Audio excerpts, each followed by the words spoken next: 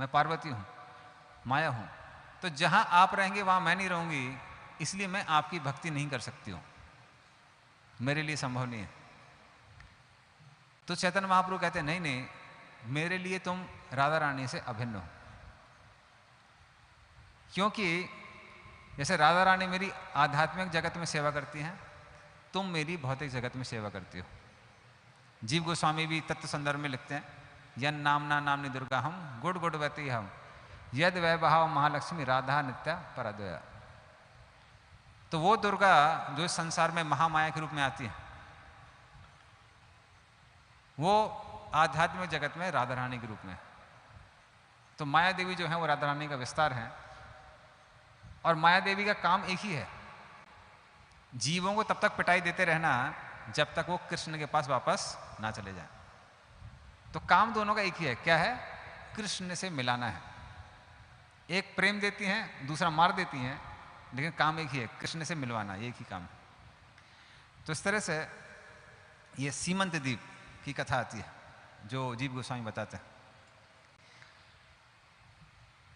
फिर कई कुछ 6वीं शताब्दी में, 6th सेंचुरी में, 6वीं 7वीं शताब्दी में, तो एक समय ऐसा आया जब जगन्नाथपुरी में एक यवन राजा या फिर आप बोलिए शासक, उसका आक्रमण हुआ, जिसका नाम था रक्तबाहु। क्योंकि वो ब्राह्मणों के रक्त को पीना वाला पसंद करता था, इसलिए उसका नाम था रक्तबाहु। तो जब इस रक्तबाहु ने जगन्नाथपुरी में आक्रमण किया, तो जगन्नाथ वो पुजारी के स्वप्न में आए और बोलने लगे कि रक्तबाहु यहाँ आक्रमण कर रहा है और बहुत सारे मंदिरों को वो तोड़ेगा, बहुत सारी विग्रहों को खंडित करेगा। तो वैसे मैं किसी से भयभीत नहीं हूँ, फिर भी मैं अपने भक्तों की प्रसन्नता के लिए कुछ लीला करना चाहता हूँ, तो कृपया करके मुझे यहाँ से दूर लेके जाओ और मेरी रक्षा करो। तो वो भगवान जो सबके रक्षक हैं, वह भी कह रहे हैं हमारी रक्षा करो, ताकि भक्तों को कुछ सेवा मिले। तो उस तरह से जो जगन्नाथ के सेवक हैं, जिनको सबर कहते हैं, सबर जाति के हैं, दैतपति, वो सबके सब जगन्नाथ को यहीं सीमंत द्वीप लेके आते हैं। तो इसी स्थान पर लेके आते हैं। तो ये जो पहला स्थान था, ये पहले इसका नाम राजापुर ही था, क्योंकि यहाँ पे बहुत सारे राजा रहा करते थे, जैसे लक्ष्मण सेन, बल्लाल सेन, बल्लाल देगी अभी भी है वहाँ पर। तो ये सारे के सारे वहाँ राजा रहा करते थे, लेकिन मुस्लिम शासकों के आक्रमण के कारण वो सब उसको छोड़कर चले गए। लेकिन फिर भी उसका नाम अभी भी राजापुर ही है, उसी की वजह से, क्योंकि राजाओं की नगरी है राजापुर। तो सबर जाति के लोग वहाँ पर चुपचाप उनको भगवान को लेके आए, उनको वहाँ स्थापित किया, और वहाँ पर सबर डंगा करके जगह है, सबर डंगा में जाकर रहने लगे। और ये जगन्नाथ का स्थान था, इसको बोलते थे समडंगा, सीमंत से नाम आया होगा, समडंगा।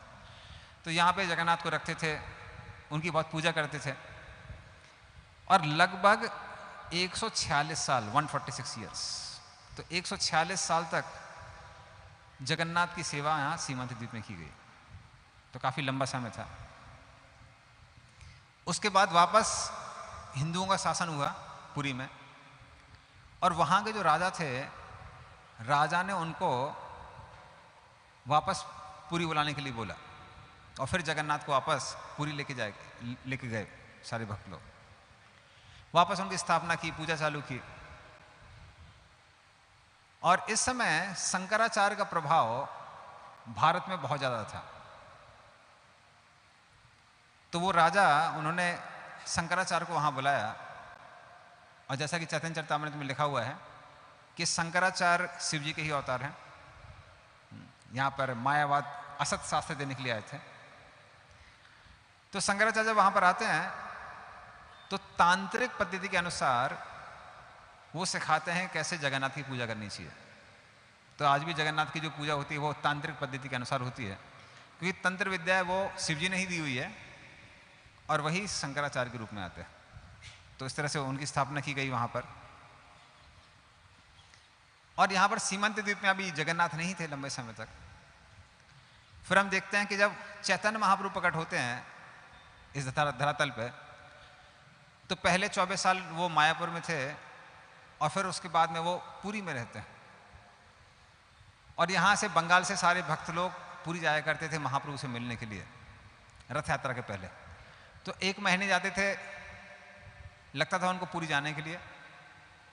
उसके बाद 4 महीना चतुर्मास वहीं पुरी में रहते थे चैतन्य महाप्रभु के साथ, और 1 महीना लगता था वापस आने के लिए। मतलब 6 महीना भक्ति और बाकी 6 महीने अपना अपना व्यवसाय।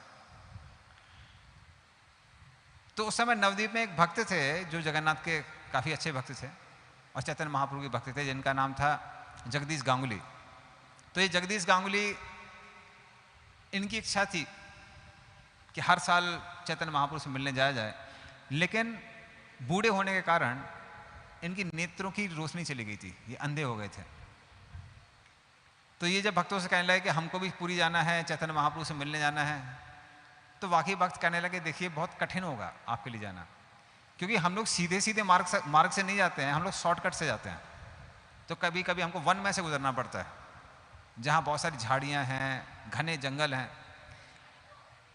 तो इसीलिए आप वैसे भी आपकी आंखों की रोशनी चली गई है, तो आपका जाना संभव नहीं है।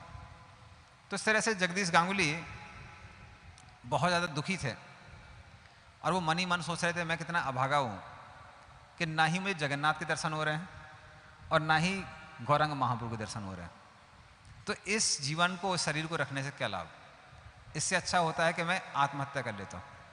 तो इस तरह से आत्महत्या का मन में विचार रख के जैसे ही वो गंगा में छलांग लगाते हैं, तुरंत क्या होता है, एक बड़ा सा लकड़ी का टुकड़ा आके उनको टकराता है और भगवान उनको बोलते हैं, वैसे उनको पहले ही दर्शन दे देते हैं, कहते हैं कि इससे मेरी विग्रह का निर्माण करो जगन्नाथ बलदेव सुभद्रा, क्योंकि मैं तुमसे सेवा लेना चाहता हूं। अपने भक्तों से सेवा लेने में मुझे बहुत आनंद आता है। और फिर वो बताते हैं, सपने में कहते हैं जगदीश गांगुली को कि मेरा एक और भक्त है यही नवद्वीप में जो विग्रह का निर्माण करता है, लेकिन अभी उसको कोढ़ हो गया है। तो कोढ़ के कारण वो उसने अपना काम छोड़ दिया है, पर उससे बोलना कि जैसे जैसे मेरी विग्रह का वो निर्माण करेगा कोढ़ ठीक हो जाएगा। तो जगदीश गांगुली उनके पास जाते हैं और आग्रह करते हैं कि आप निर्माण करिए, और बताते हैं कि जगन्नाथ ने ऐसा स्वप्न में कहा है। तो वो कहने लगे अरे भाई बहुत लंबा समय हो गया है, मैं ये सब नहीं कर पाऊंगा, आप किसी और को देख लीजिए। तो जगदीश गांगुली के कई बार कहने पर भी जब वो मना कर देते हैं, तो जगदीश गांगुली और लोगों के पास जाते हैं कि आप निर्माण करिए जगन्नाथ का। लेकिन जो भी जगन्नाथ का निर्माण करने के लिए जाता था, सबके छेनी हथौड़े सब टूट जाते थे। 1 2 3 4 सबके पास गए, सबके छेनी हथौड़े टूट गए। सब कहने लगे कि अगर जगन्नाथ का मन है कि अपने भक्तों के हाथों से आए तो अपने भक्तों के हाथ से ही आएंगे।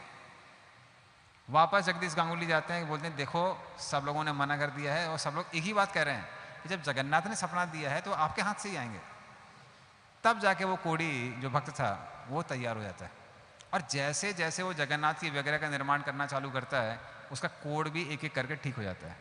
और जैसे ही जगन्नाथ बलदेव सुभद्रा वहाँ पर आते हैं, वो पूर्ण रूप से ठीक हो जाता है। और सारे भक्त लोग ना जगन्नाथ की महिमा गाते हैं, जगन्नाथ बलदेव सुभद्रा महारानी की। तो इस तरह से राजापुर में जगन्नाथ बलदेव सुभद्रा प्रकट होते हैं।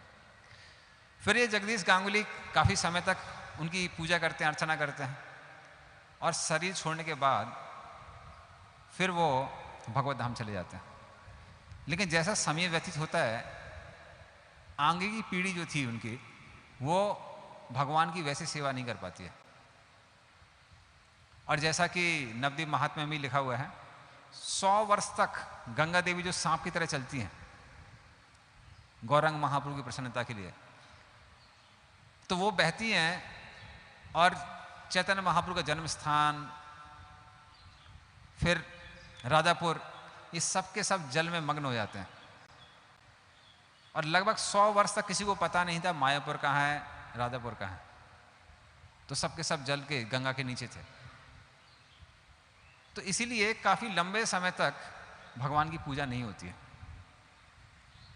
लेकिन आज से कुछ 60-70 साल पहले की बात है, किस तरह से जब किसी को पता नहीं था कि वहाँ कोई जगन्नाथ भी हैं, तो वहां पर एक भक्त थे जिनका नाम था जैमिनी घोष। तो जैमिनी घोष वहीं पर पास में रहा करते थे। और एक बार वो साइकिल में जा रहे थे, ज़्यादा पुरानी बात नहीं है। कई लोग बोलते हैं, कहते हैं कि अरे भगवान ने पहले लीला की, अभी लीला क्यों नहीं करते हैं? अभी भी लीला करते हैं, इसलिए मैंने बताया ये सब नज़दीकी की लीला है। तो जैमिनी घोष अपनी साइकिल में जा रहे थे, अचानक से क्या हुआ, उनकी साइकिल हिलने लगी और वो बम्बू के पेड़ से जाके टकराए और टकरा के गिर गए। और बंगाल में सबको पता है, जहाँ बम्बू का पेड़ होता है वहाँ क्या दिखाई देता है? क्या होता है वहाँ? कोई भूत प्रेत होता है। तो जैमिनी घोष ने जैसे देखा कि अरे बम्बू के पेड़ से टकराई है और गिर गई है, तो बुरी तरह से डर जाते हैं, लगते हैं अरे कोई भूत ने हमको पकड़ लिया है। तो इस तरह से डर के मारे वो कांपने लगते हैं। उस समय उनको आवाज़ें वहाँ से सुनाई देती हैं, कहते कहाँ जा रहे हो, यहीं पे रहो।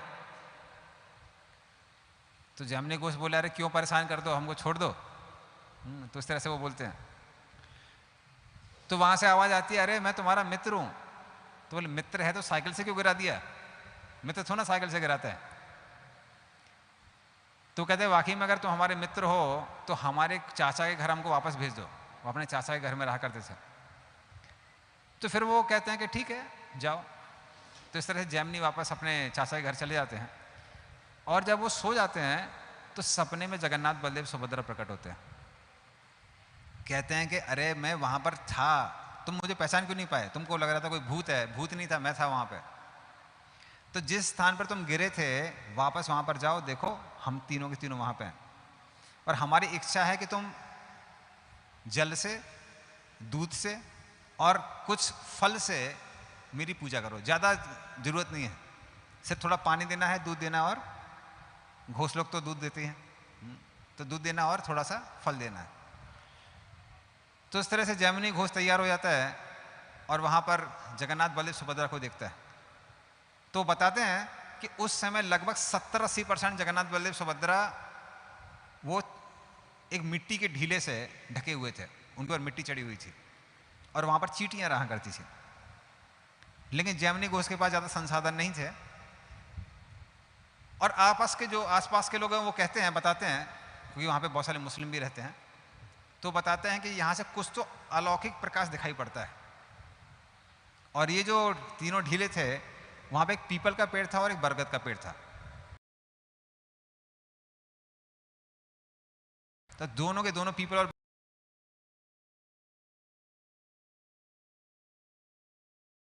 बरगद के पेड़ के बीच में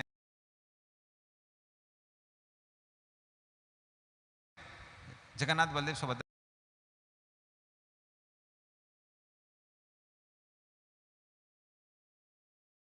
वहां पर सुरक्षित थे। और वो लोग कहते थे कि हमको कुछ दिखाई तो नहीं देता था,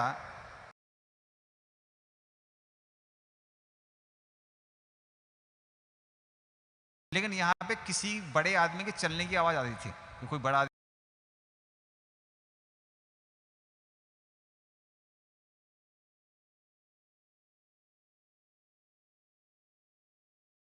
यहाँ घूम रहा है। तो जब जैमिनी घोष ऐसे सुनते हैं और भगवान स्वप्न में आए थे, तो जगन्नाथ बलदेव सुभद्रा की वहाँ पूजा करना चालू करते हैं।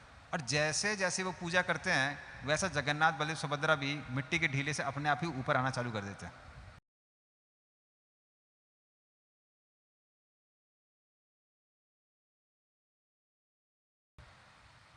और कुछ समय बाद वो पूर्ण रूप से प्रकट हो जाते हैं।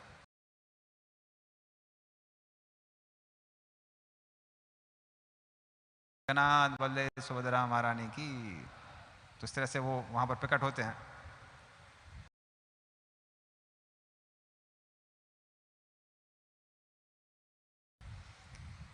और फिर उसी समय एक और भक्त थे जिनका नाम था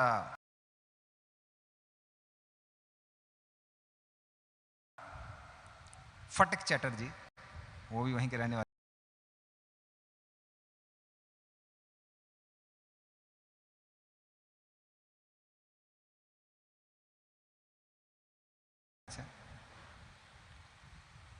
तो वैसे तो वो देवी, काली देवी के उपासक थे।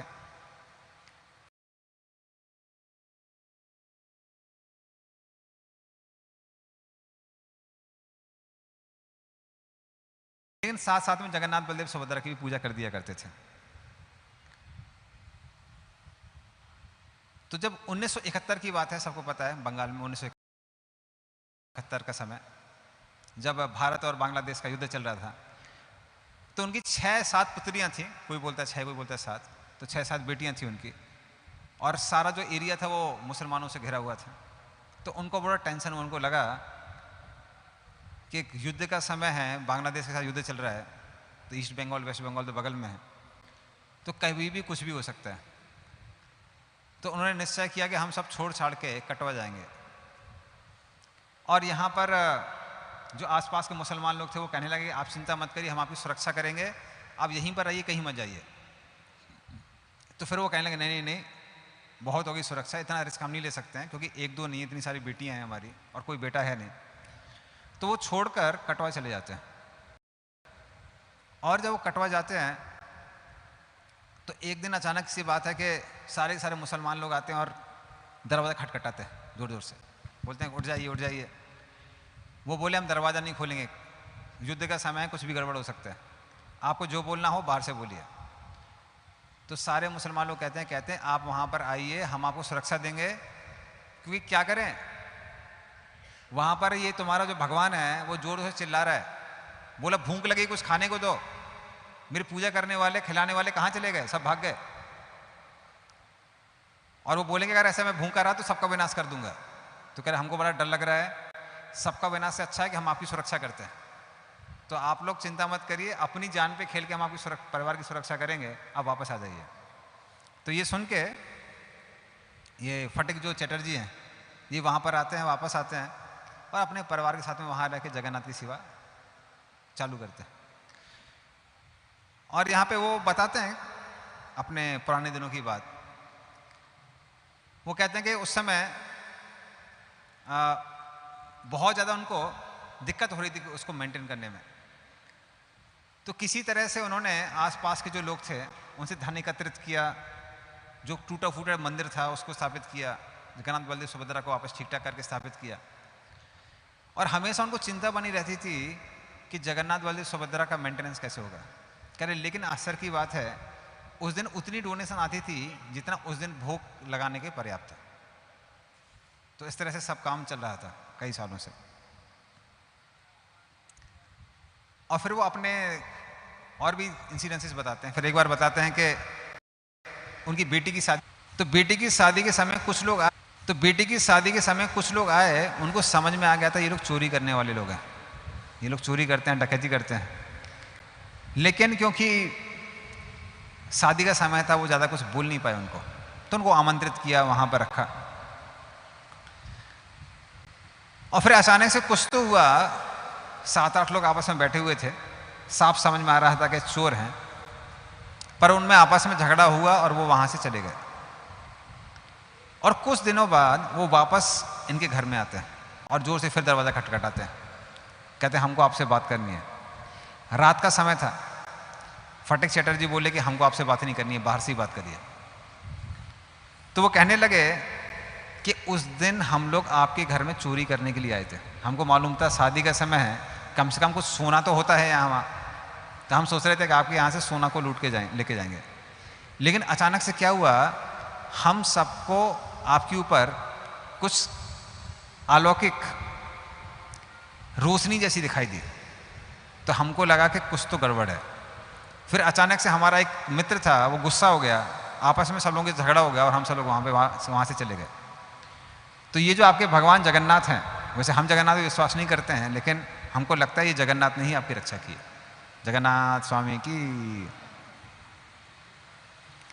और फिर क्योंकि वो काली की पूजा उपासक भी थे, तो एक बार की बात है कि वो बकरे को लेके आए थे बलि चढ़ाने के लिए, लेकिन बकरा अचानक से गायब हो गया वहां से। तो खोज रहे थे, नहीं मिल रहा था, तो उन्होंने अपनी बेटी को भेजा कि जाके खोज के आओ। तो बेटी थी और बेटी की चचेरी बहन, वो दोनों के दोनों बकरे को खोज रहे थे, पर वो जहां खोज रहे थे उनको जगन्नाथ ही दिखाई दे रहे थे, जगन्नाथ बलदेव सुभद्रा दिखाई दे रहे थे। तो उसके बाद में जो ये जेमिनी घोष थे उन्होंने उनको पूछा कि आपको कुछ अद्भुत दिखाई पड़ा क्या आज? बोले हाँ, कुछ तो अलग दिखाई पड़ा। तब उनको समझ में आया कि जगन्नाथ ने गायब किया है। जगन्नाथ नहीं चाह रहे थे हमारी जगह पे कोई बकरे की बलि चढ़ाए, इसलिए जगन्नाथ ने वो गायब किया था। उनको समझ में आया। फिर वही बताते हैं फटिक चटर्जी, एक और अपनी कथा बताते हैं। कहते हैं कि उनकी जो पत्नी थी उनका नाम निर्मला देवी। तो ये अचानक से एक दिन निर्मला देवी बहुत बीमार थी और लग रहा था कि आज प्राण त्याग देंगे। तो वो जगन्नाथ के दर्शन कर रहे थे, बार बार जगन्नाथ से प्रार्थना कर रहे थे।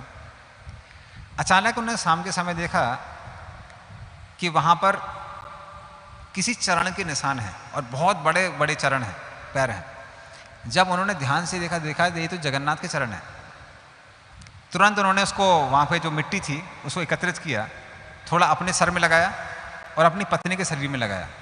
और जैसे ही पत्नी के शरीर में लगाया, थोड़ी देर में वो पूर्ण रूप से ठीक हो गई।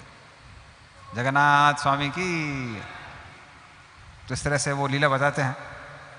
और 1978 में परम पूज्य जयपताका स्वामी महाराज जब वहाँ पर नवदीप मंडल परिक्रमा के लिए जा रहे थे, तो 1978 की बात है,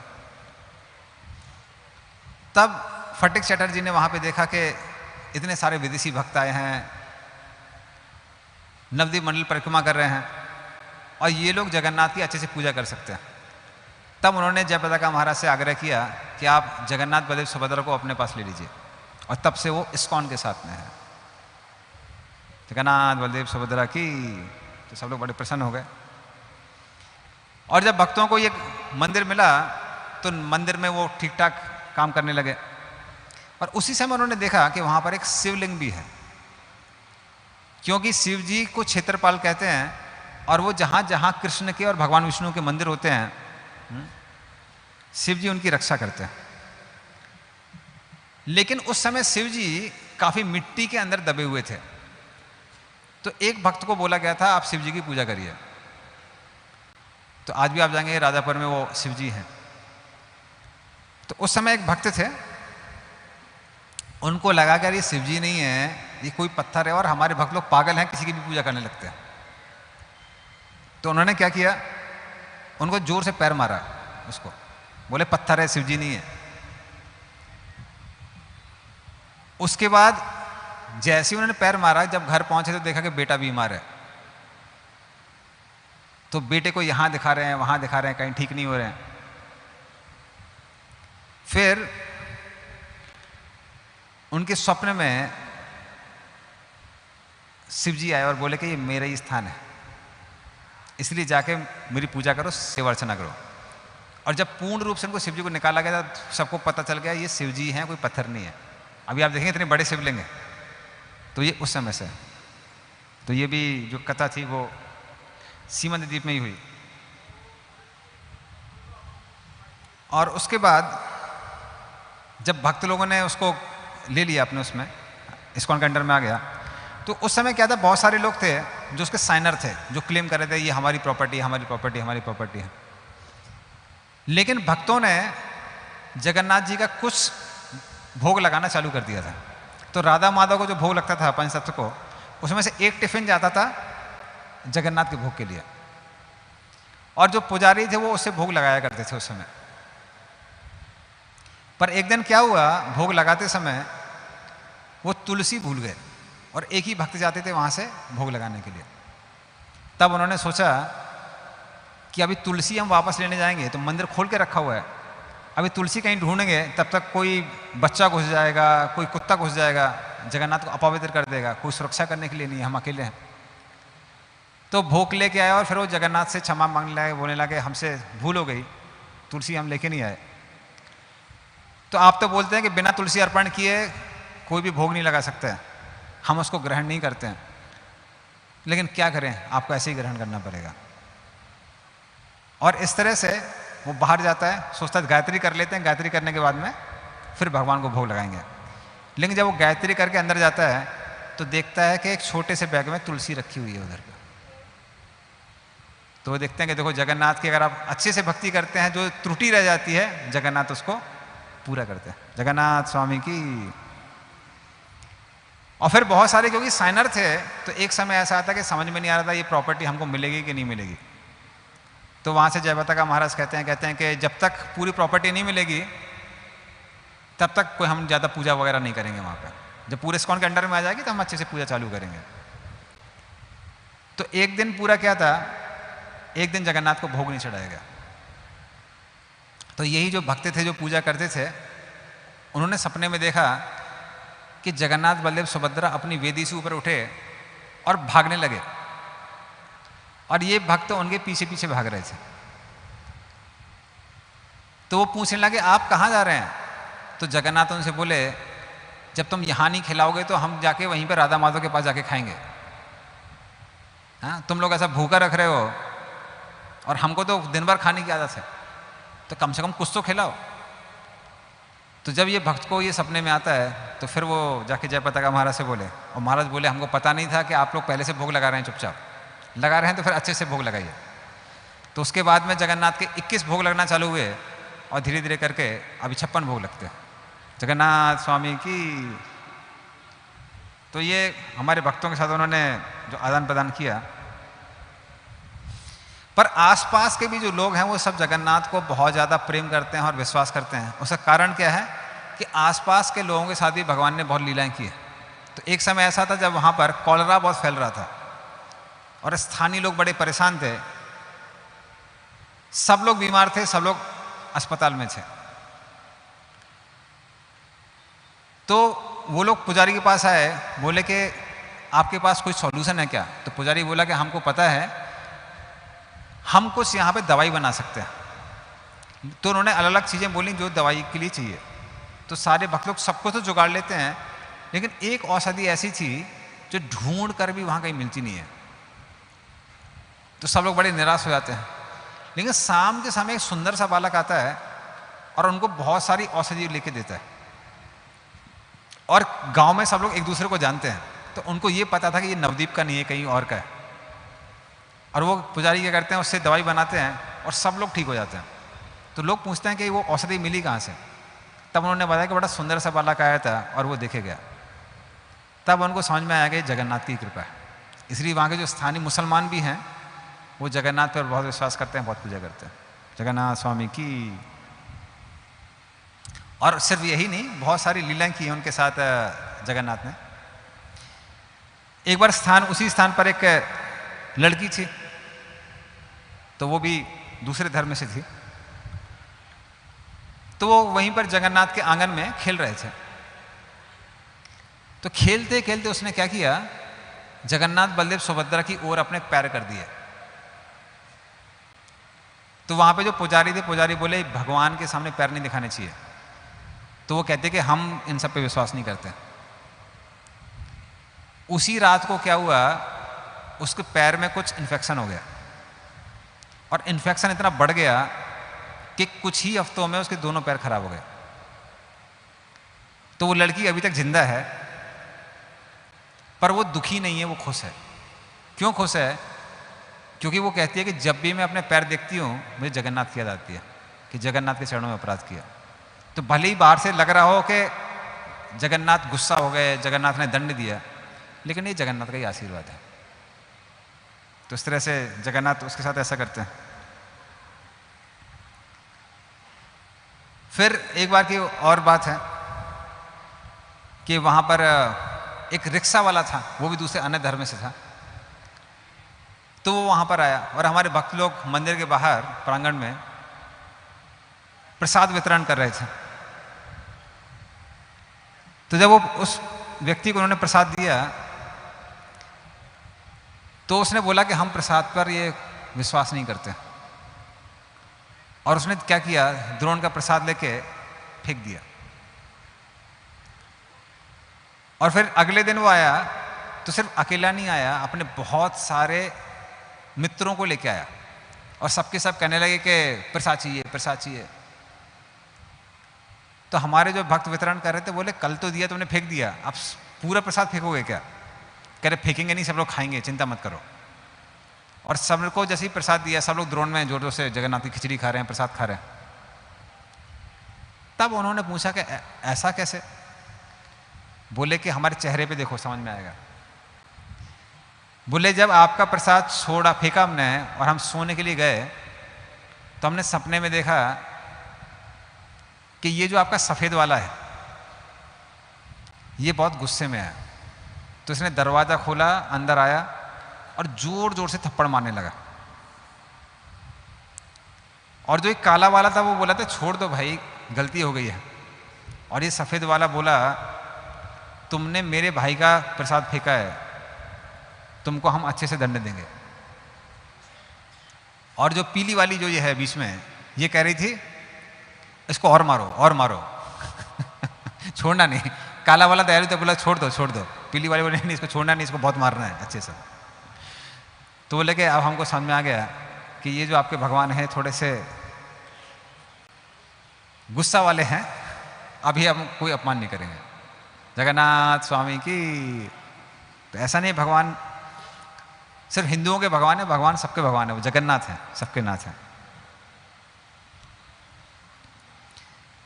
फिर जो योगपीठ में प्रभुपाद के एक गुरु भाई थे जो समय गौड़िया मठ चला रहे थे, तो वो एक कथा सुनाते हैं कि ये इस्कॉन में जगन्नाथ को कि जब विग्रह मिली उसके पहले की बात है कि वहाँ के जो पुजारी थे जब वो भोग लगा रहे थे तो वो ध्यान से भोग नहीं लगा रहे थे। जो प्लेट थी वो खुली हुई थी, आसपास जो पक्षी थे पक्षी भी ऊपर से देख रहे थे, कुछ लोग तो यहाँ मलमूत्र भी कर रहे थे। और फिर वो क्या हुआ, वो जो भोग है वो जगन्नाथ के पास गया तो वो कहने लगे, मन में तो कर रहा था कि उनको सलाह देंगे भाई ऐसे भोग नहीं लगाना चाहिए, लेकिन उन्होंने सोचा कि क्योंकि वैष्णव लोग विनम्र होते हैं, बोले क्या सबको करेक्ट करेंगे। लेकिन अगले दिन उन्होंने देखा जब वो वापस गए तो वो जो भोग की प्लेट थी वो पूरी तरह से ढकी हुई थी। तब उन्होंने पूछा, बोले कि ये प्लेट ढकी हुई क्यों है? बोले कल रात को ही एक बूढ़ी महिला आई जिसको हमने पहले कभी नहीं देखा था और उसने हमको बोला कि देखो तुम भोग ठीक से नहीं लगाते हो, तो भोग को ऊपर से कवर करके रखना चाहिए और कोई और अन्य व्यक्ति इसको ना दिखे, किसी खाने की इच्छा हो उससे पहले जगन्नाथ को भोग लग जाना चाहिए। तब उनको समझ में आया कि ये जगन्नाथ की कृपा है, क्योंकि वो स्त्री पहली बात तो वहाँ पे सुबह थी नहीं जब उन्होंने ऐसा देखा था, वो अकेले थे और वो पुजारी था और वहाँ पर उस समय कोई रहता नहीं था। तो उनको समझ में आया कि जगन्नाथ अपनी देखभाल करने के लिए काफ़ी है। जगन्नाथ स्वामी की। तो ये लीला वहाँ पर हुई। फिर एक और बुजुर्ग व्यक्ति था, वो भी हमारे भक्तों को बता रहा था कि कैसे जब वो छोटा था 10 साल का, लगभग 10 साल की आयु थी, तो वहीं जगन्नाथ मंदिर के आसपास खेल रहा था जब इस्कॉन के हाथ में नहीं था। तो जैसे हमने बताया कि जो मंदिर था जीर्ण अवस्था में था, काफ़ी टूटा फूटा था। तो उसने क्या किया, मंदिर की दीवार से एक पत्थर उठाया और पत्थर वहाँ फेंक दिया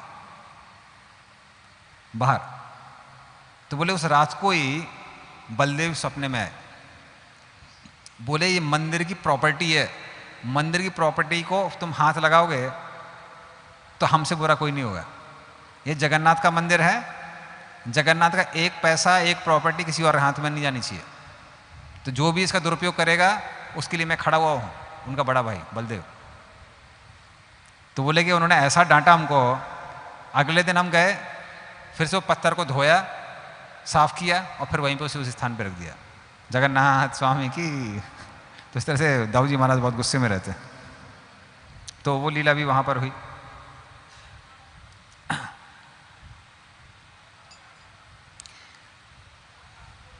फिर वहाँ पर और भी बहुत सारी लीलाएं हुई हैं, कुछ लीलाएं और बताते हैं। तो वहाँ पे एक बहुत बुजुर्ग स्त्री अभी भी रहती है, मुस्लिम स्त्री। तो वो बता रही थी, कह रही थी कि जब वो छोटी सी थी तो उस समय धीरे धीरे करके उसकी जो आंखों की रोशनी थी, आंखों की रोशनी धीरे धीरे करके कम होने लगी, मंद होने लगी। और वो बार बार कलकटाती थी, दिखाती थी। लेकिन कुछ ही हफ्तों में धीरे धीरे करके इतनी कम हो गई कि वो लगभग अंधी हो गई थी। और उसके पिताजी ने उसको जो भी दवा लगती है, दुआ लगती है, सब कुछ किया, लेकिन कुछ ठीक नहीं हो रहा था। तो फिर वो लड़की, उसके पिता ने सोचा कि कम से कम यहाँ पे जो जगन्नाथ का मंदिर बड़ा प्रसिद्ध है, यहाँ पे दिखाते हैं। तो वो लोग गए, जगन्नाथ को पूजा की, प्रार्थना की, और फिर जगन्नाथ का उसने दिन में 3 बार चरणामृत लेना चालू किया। कि वहाँ के जो पुजारी थे, पुजारी ने बताया कि चरणामृत में इतनी शक्ति है कि व्यक्ति पूर्ण रूप से रोगों से मुक्त हो सकता है। और क्योंकि किसी तरह से उनको विश्वास आ गया था, तो दिन में 3 बार चरणामृत लेती थी, और कुछ 8-10 दिन में ही उसकी पूरी आंखों की रोशनी वापस आ गई। तो वो बोले कि इसलिए आज तक हम भले ही दूसरे धर्म से हैं, लेकिन आज भी हम जगन्नाथ के मंदिर जाते हैं और जगन्नाथ के दर्शन लेते हैं। जगन्नाथ स्वामी की। तो ये भी लीला वहीं पर हुई। फिर एक बार वहाँ पर कुछ स्टूडेंट्स आए दर्शन करने के लिए। तो उन्होंने बड़ा सुना था जगन्नाथ मंदिर है, जगन्नाथ मंदिर है। ये भी बहुत पुरानी बात है, आज से 50-60 पहले की, 40-50 साल पहले की बात है। तो जब तक वो जगन्नाथ मंदिर आए तो रात का समय हो गया था, और उस समय मायापुर में उतनी बिजली की व्यवस्था नहीं थी। आज से 40-50 साल भी ज़्यादा नहीं थी, और उस समय तो कहने की क्या बात है।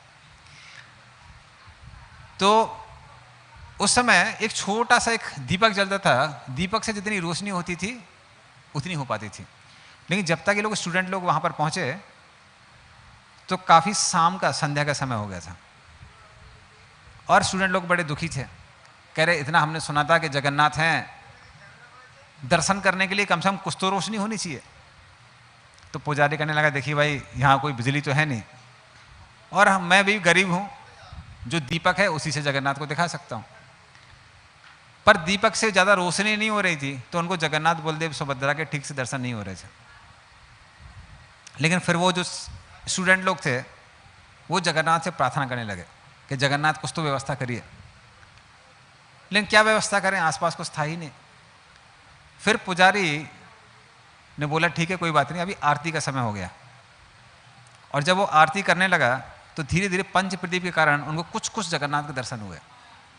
लेकिन जैसे ही उस पुजारी ने वो पंच प्रदीप जगन्नाथ के सामने रखा, अचानक से पंच प्रदीप की लौ 9-10 इंच मोटी हो गई।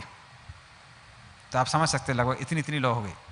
उसकी वजह से इतनी रोशनी हो गई कि सारे छात्रों को अच्छे से जगन्नाथ बलदेव सुभद्रा के दर्शन हुए। जगन्नाथ स्वामी की। तो कई बार लोग कहते हैं कि भगवान हमारे साथ आदान प्रदान नहीं करते हैं। श्रद्धा के साथ जो भी भगवान के पास जाता है, भगवान आदान प्रदान करते हैं। तो ये लीला भी वहीं पे होती है। फिर कई लोग हैं, जैसे बलराम के बारे में हमने बताया, बलदेव बड़े स्ट्रिक्ट हैं, सामान कुछ यहाँ वहाँ नहीं होना चाहिए। तो एक और बार की बात है कि एक वहाँ पर चोर था। तो जब जगन्नाथ जी के मंदिर का कंस्ट्रक्शन चल रहा था, हमारे भक्त लोग कंस्ट्रक्शन कर रहे थे, तो मार्बल आपने देखा होगा, मंदिर में मार्बल बिछाया हुआ है। तो भक्त लोगों ने मार्बल रखा हुआ था। तो वो क्या करता है, वो चुपचाप मार्बल लेके उसको चोरी करके लेके जा रहा था। जैसे ही वो चोरी करके लेके जा रहा था तो उसने कहीं छुपाया, और रात के समय फिर बलराम जी वहाँ पर आए। और बलराज जी आए और जोर से उसको थप्पड़ लगाए। बोले, हमारे यहाँ से मार्बल चोरी करके लेके जा रहे हो? बोले कि अगर मार्बल चोरी हुआ, इतने सारे छोड़ो जितना तुम लेके गए हो, एक भी मार्बल का टुकड़ा चोरी हुआ, तुम्हारा पूरा परिवार खत्म हो जाएगा। वो डर के मारे अगले दिन आया और सारे भक्तों के सामने मार्बल रखे गया। बोले, बलदेव बड़े भयानक हैं, चोरी नहीं कर सकते यहाँ से। और हमारे एक भक्त थे, साधना सिद्धि प्रभु। तो उनका बेटा भी एक दिन आया, वो रोते रोते आया। तो उन्होंने बोला, बेटे से पूछे, बेटे का नाम दालिम था। तो पूछा क्या हुआ? बोले, बलदेव ने जोर से थप्पड़ मारा है। बोले, थप्पड़ मारे, क्या हुआ? बोले, जो सुभद्रा महारानी है, सुभद्रा महारानी के गहने हमको बड़े अच्छे लग रहे थे, तो हमने सोचा हम थोड़ा लेके खेलते हैं। जैसे ही हम सुभद्रा महारानी के गहने लेने गए, बलदेव ने जोर से जड़ा। तो वो कहने लगे, चलो भगवान की कृपा मिली है। तो इस तरह से भगवान ने बहुत सारे आदान प्रदान करते हैं भक्तों के साथ में। तो ये तो जगन्नाथपुरी की है। क्योंकि 10 मिनट बचे हैं। तो इस्कॉन में जो बहुत सारे भक्त हैं बाहर के भी, तो सिर्फ राजापुर में नहीं, पूरी दुनिया में देखते हैं भगवान उनके साथ आदान प्रदान करते हैं। कभी कभी कुछ लोग देख पाते हैं, कुछ लोग नहीं देख पाते हैं। तो इस्कॉन में रथ यात्रा कैसे चालू हुई, तो उसी भी कुछ लीला है। तो खासकर जब स्थापना की पहली लीला सुनाते हैं, तो प्रभुपाद जब विदेश में गए तो ज़्यादा उनके पास सामान नहीं था, खासकर जब मूवमेंट चालू की। तो एक बार उनके पास हनुमान जी की फोटो थी, तो कुछ भक्त लोग पूछ लेंगे प्रभुपाद से कि ये क्या बिल्ली है? प्रभुपाद ने बिल्ली नहीं है, बंदर के रूप में है, पर भगवान राम के अनन्य भक्त हैं। तो भक्तों को कुछ पता नहीं था। एक दिन मालती माता जी वहाँ पर कुछ लेके आई प्रभुपाद के सामने। उन्होंने सोचा कि ये इंडियन स्टोर से है, प्रभुपाद को बहुत पसंद आएगा। प्रभुपाद ने जैसे उसको देखा तुरंत दंडवत प्रणाम किया। तो उन्होंने बोला कि ये कौन है? तो बोले कि ये सफ़ेद वाला है, काला वाला कहाँ है? एक काला वाला होगा, एक पीला वाला होगा। तो मालती माता जी बाद में बताती हैं, बोलते हैं हम लोग तो हिप्पी थे, तो हम लोग कभी कभी चीज़ों को खरीदते नहीं थे, चोरी भी कर लेते थे। तो किसी तरह से हम एक डब्बे में से ये बलदेव लेके आए थे। हमने जब बलदेव तो चोरी कर ली है, अब जगन्नाथ और सुभद्रा कैसे चोरी करेंगे? लेकिन वो किसी तरह से क्या करते हैं, वो जगन्नाथ सुभद्रा भी लेकर शायद इस बार खरीद के लाई होंगे। तो जब वो छोटे छोटे लेके आती हैं, तो प्रभुपाद उनसे पूछते हैं, कहते हैं कि इनकी क्या बड़ी बड़े बन सकते हैं? तब श्याम सुंदर प्रभु उन्हीं की बड़ी बड़ी विग्रह बनाते हैं। तो उस तरह से जगन्नाथ बलदेव सुभद्रा पहली बार इस्कॉन में स्थापित होते हैं। और जब स्थापना हो रही थी तो उस समय भक्तों को ज़्यादा पता भी नहीं था। तो वो पूछने लगे कि ये भगवान की विग्रह कैसे स्थापित होगी। तो प्रभुपाद ने क्या बोला, आप कैंडल लेके आइए सब लोग, और कैंडल को भगवान के सामने तब तक घुमाइए जब तक आप थक ना जाए। जब एक आदमी थक जाएगा दूसरे को दे दीजिए, दूसरा क्या करेगा, वो भी कैंडल घुमाएगा, और सब लोग हरे कृष्णा कीर्तन करेंगे, और इस तरह से भगवान हमारी सेवा लेने के लिए प्रकट हो जाएंगे। जगन्नाथ स्वामी की। तो किसी ने ट्रेडिशन में आज तक सोचा नहीं होगा कि ऐसा एस्टेब्लिशमेंट भी होता है। तो इस तरह से जगन्नाथ बलदेव सुभद्रा इस्कॉन के अंदर आए, जो कि अपने आप में बड़ी अद्भुत विषय है।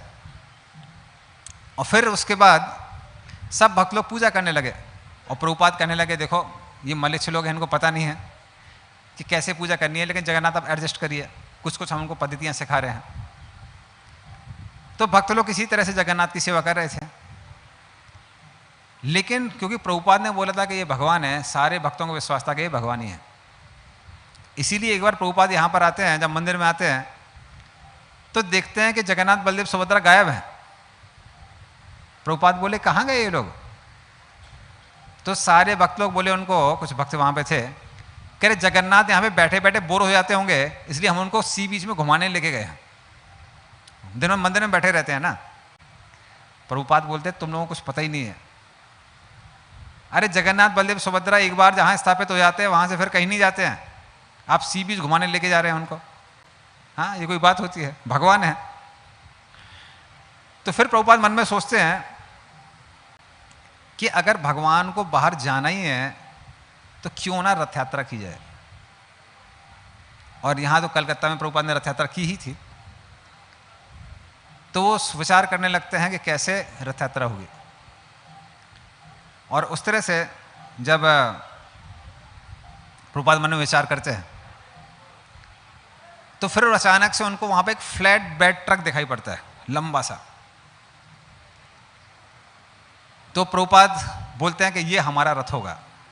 और जैसे ही प्रभुपाद बोलते हैं सारे भक्त लोग व्यवस्था कर देते हैं फ्लैट बेड ट्रक की। बोले ये हमारा रथ होगा और इसमें जगन्नाथ बलदेव सुभद्रा जाएंगे, सारे भक्त लोग कीर्तन करेंगे। तो सारे भक्त लोग बोलने लेकिन जब फ्लैट बेड ट्रक यहाँ वहाँ घूमेगा तो जगन्नाथ तो यहाँ वहाँ हिलेंगे। तो प्रभुपाद बोले कोई बात नहीं है, हम जगन्नाथ की दामोदर लीला करेंगे। तो जगन्नाथ बलदेव सुभद्रा को वहाँ से ट्रक से बांधा गया और इस तरह से रथ यात्रा वहाँ पर निकाली गई और सारे भक्त लोग कीर्तन कर रहे थे।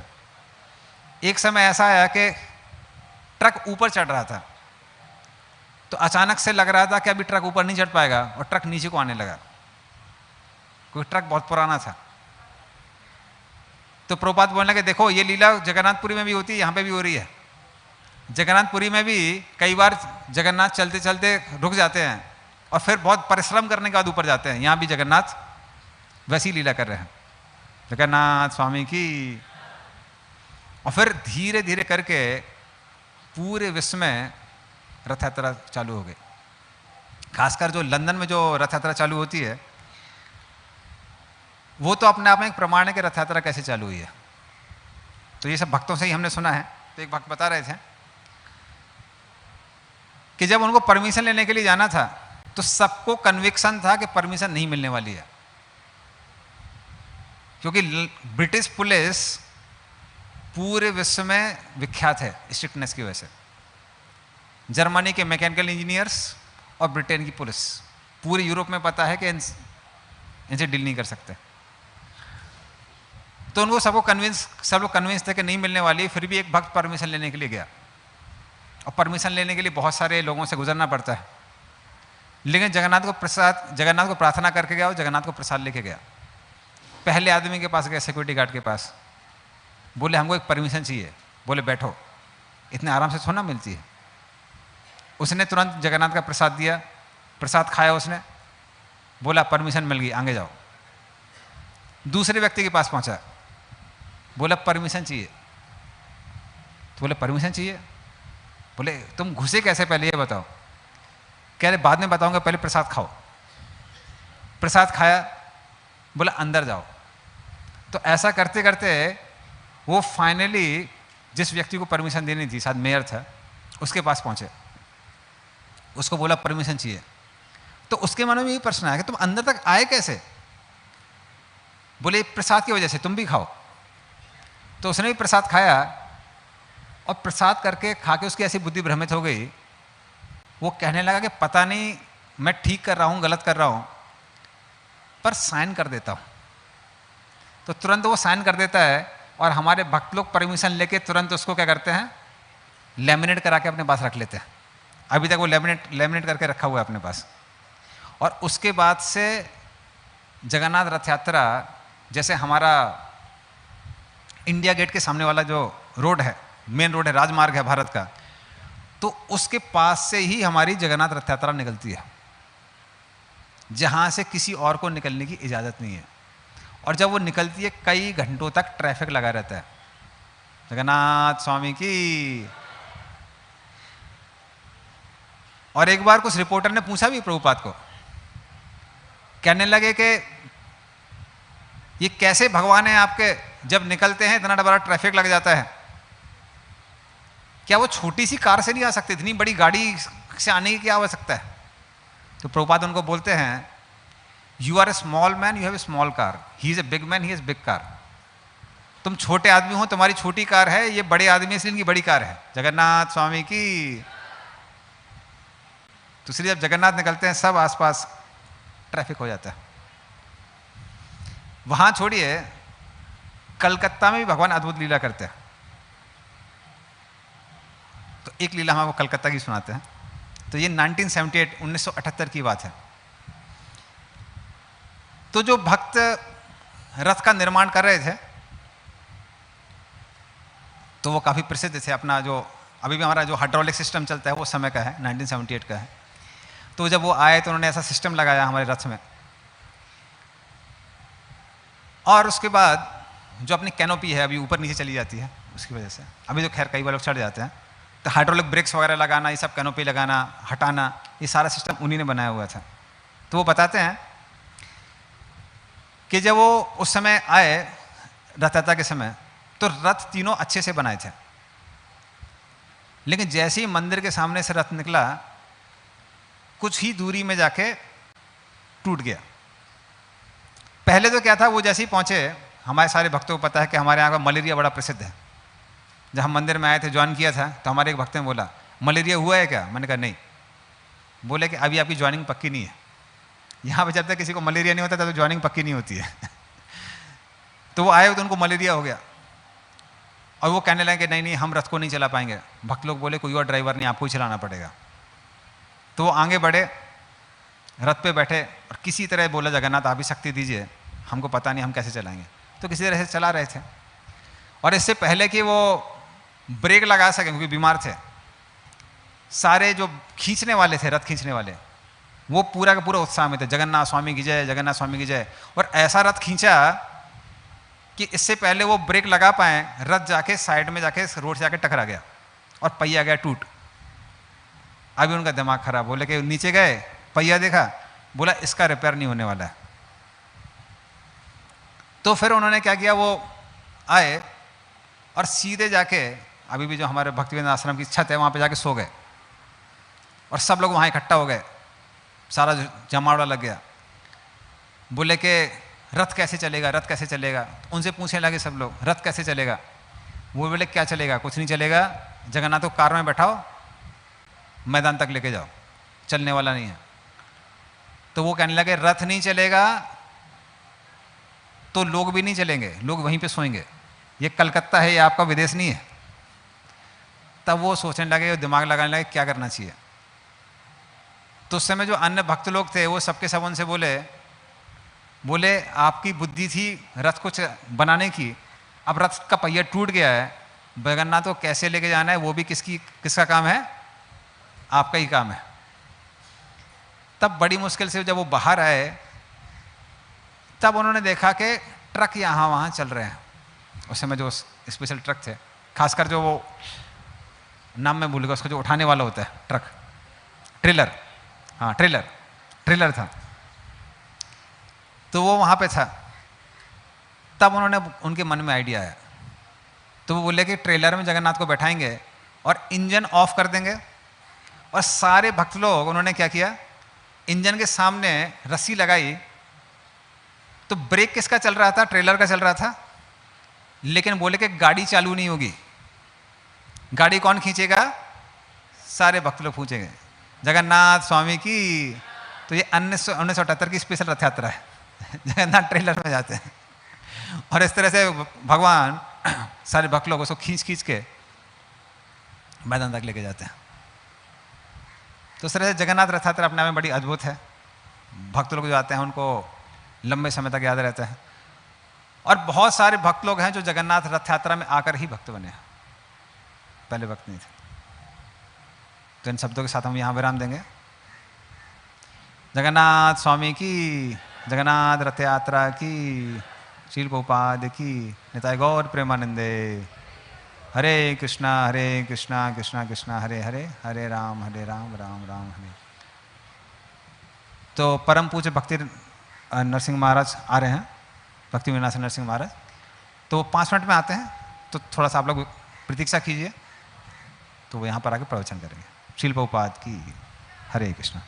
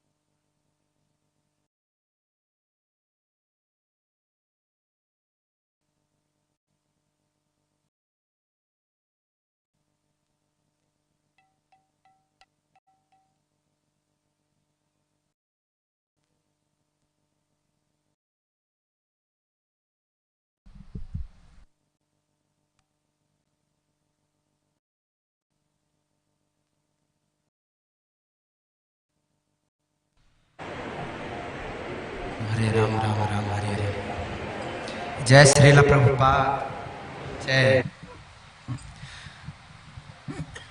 हरे Krishna Hare Krishna Krishna Krishna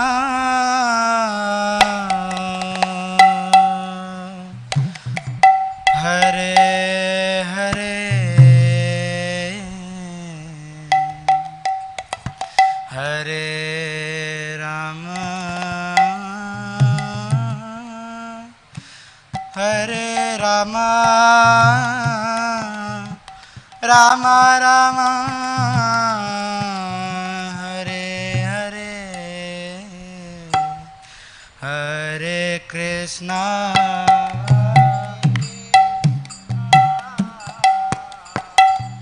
Krishna Krishna Hare Hare Hare Rama Hare Rama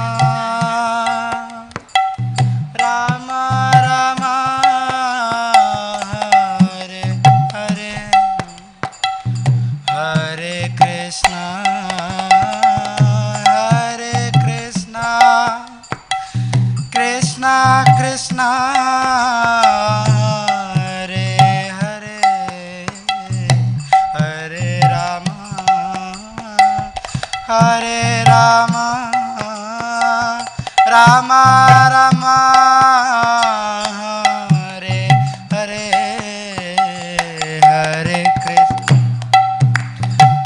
Hare Krishna Krishna Krishna Hare Hare সবাই Hare Rama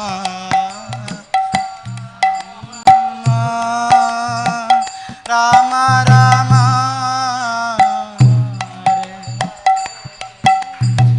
Hare Krishna Hare Krishna Krishna Krishna Hare Hare Hare Rama Hare Rama Rama Rama Hare Hare Hare Hare Krishna সবাই Krishna Krishna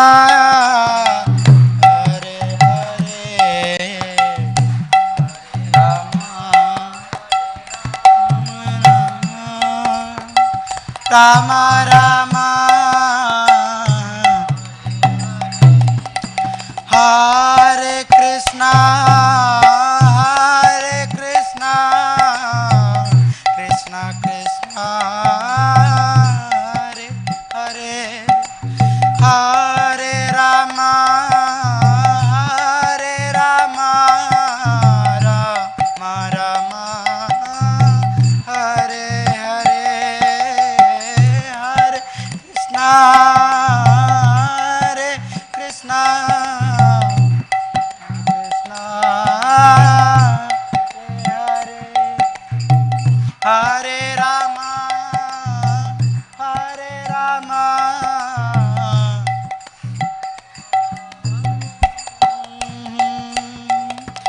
Hare Krishna Hare Krishna Krishna Krishna Hare Hare Hare Rama Hare Rama Rama Rama Hare Hare Hare Krishna Hare Krishna সবাই হাত তুলুন Hare Rama Hare Rama Rama Hare Krishna Krishna Krishna Hare Hare Hare Ram Ram Ram Hare Hare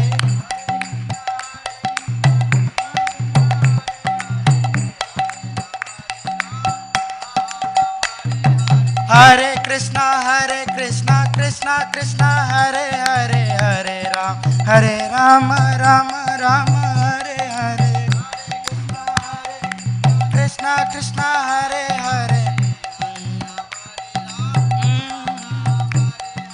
Hare Krishna, Krishna Krishna, Hare Hare, Hare Ram, Ram Ram, Hare Hare, Hare Krishna, Krishna Hare Hare. Jaya Prabhupada, Jaya Prabhupada, Prabhupada, Jaya Prabhupada.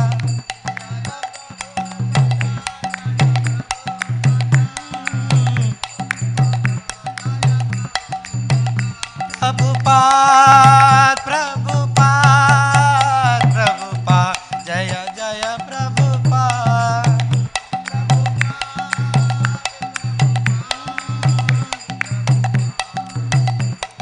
Nitai Gaur Hari Bol, Hari Bol, Hari Bol, Nitai Gaur Hari Bol.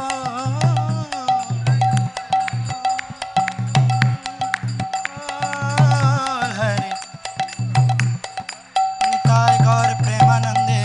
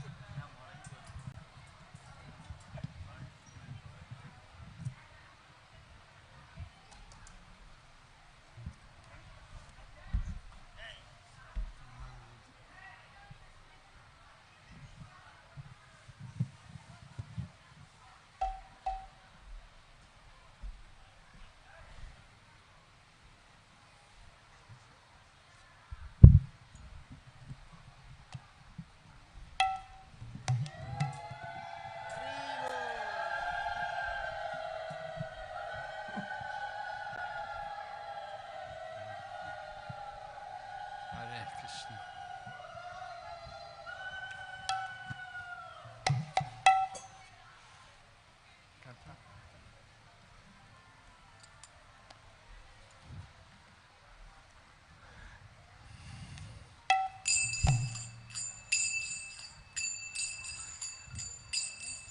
Jaya Radha Madhava Kunja Bihari.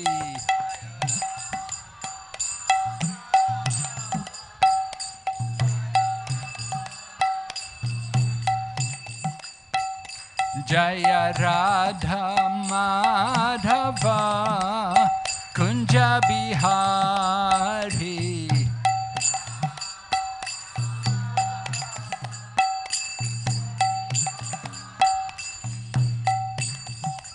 Gopi Jana Vallabha Giridharadhari.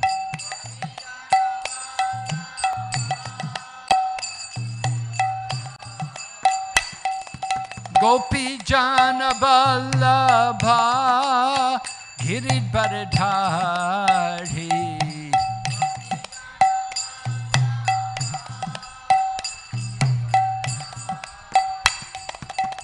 Yashoda Nandana Braja Jana Ranjana.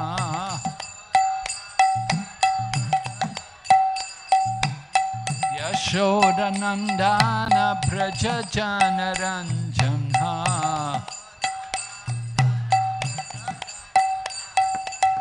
Yamuna Tira Vanachari.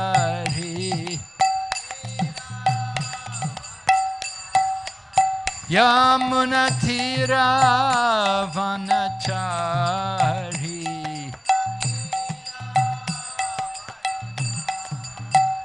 Jaya Radha Madhava Kunja Bihari.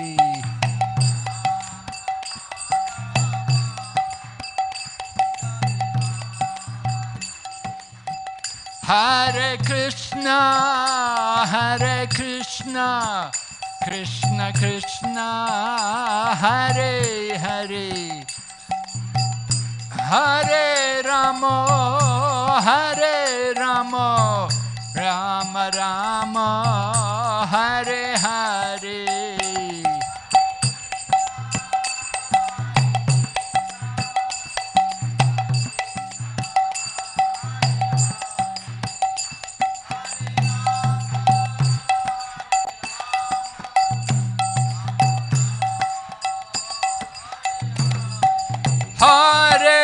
Krishna, Hare Krishna, Krishna Krishna, Hare Hare, Hare Rama, Hare Rama, Rama Rama, Hare Hare.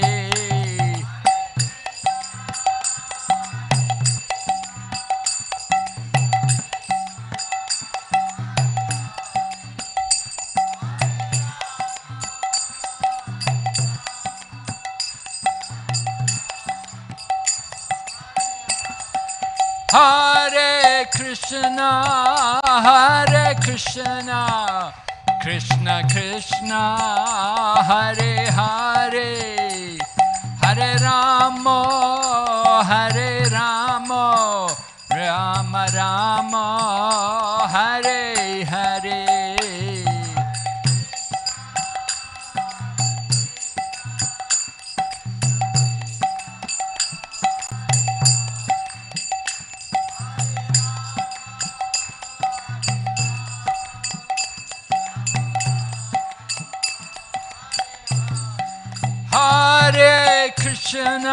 Hare Krishna, Krishna Krishna, Hare Hare, Hare Rama, Hare Rama, Rama Rama, Hare Hare.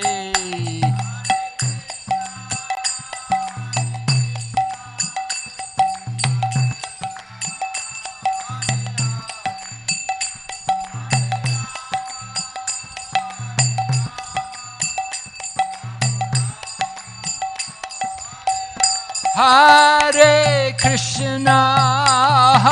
Krishna, Krishna Krishna, Hare Hare, Hare Rama, Hare Rama, Rama Rama, Hare Hare.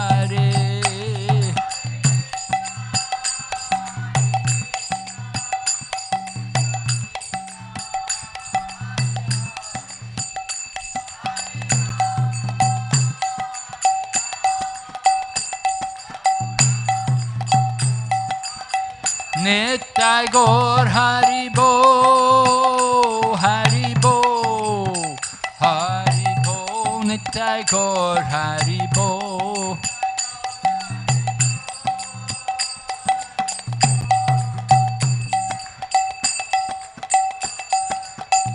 Jai Jai Prabhupada, Prabhupada, Prabhupada, Jai Srila Prabhupada.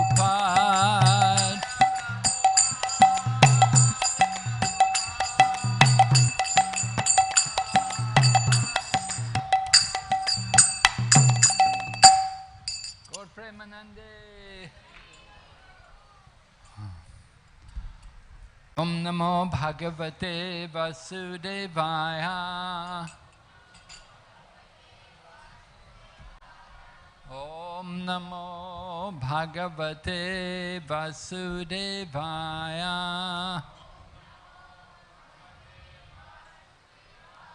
Om Namo Bhagavate Vasudevaya.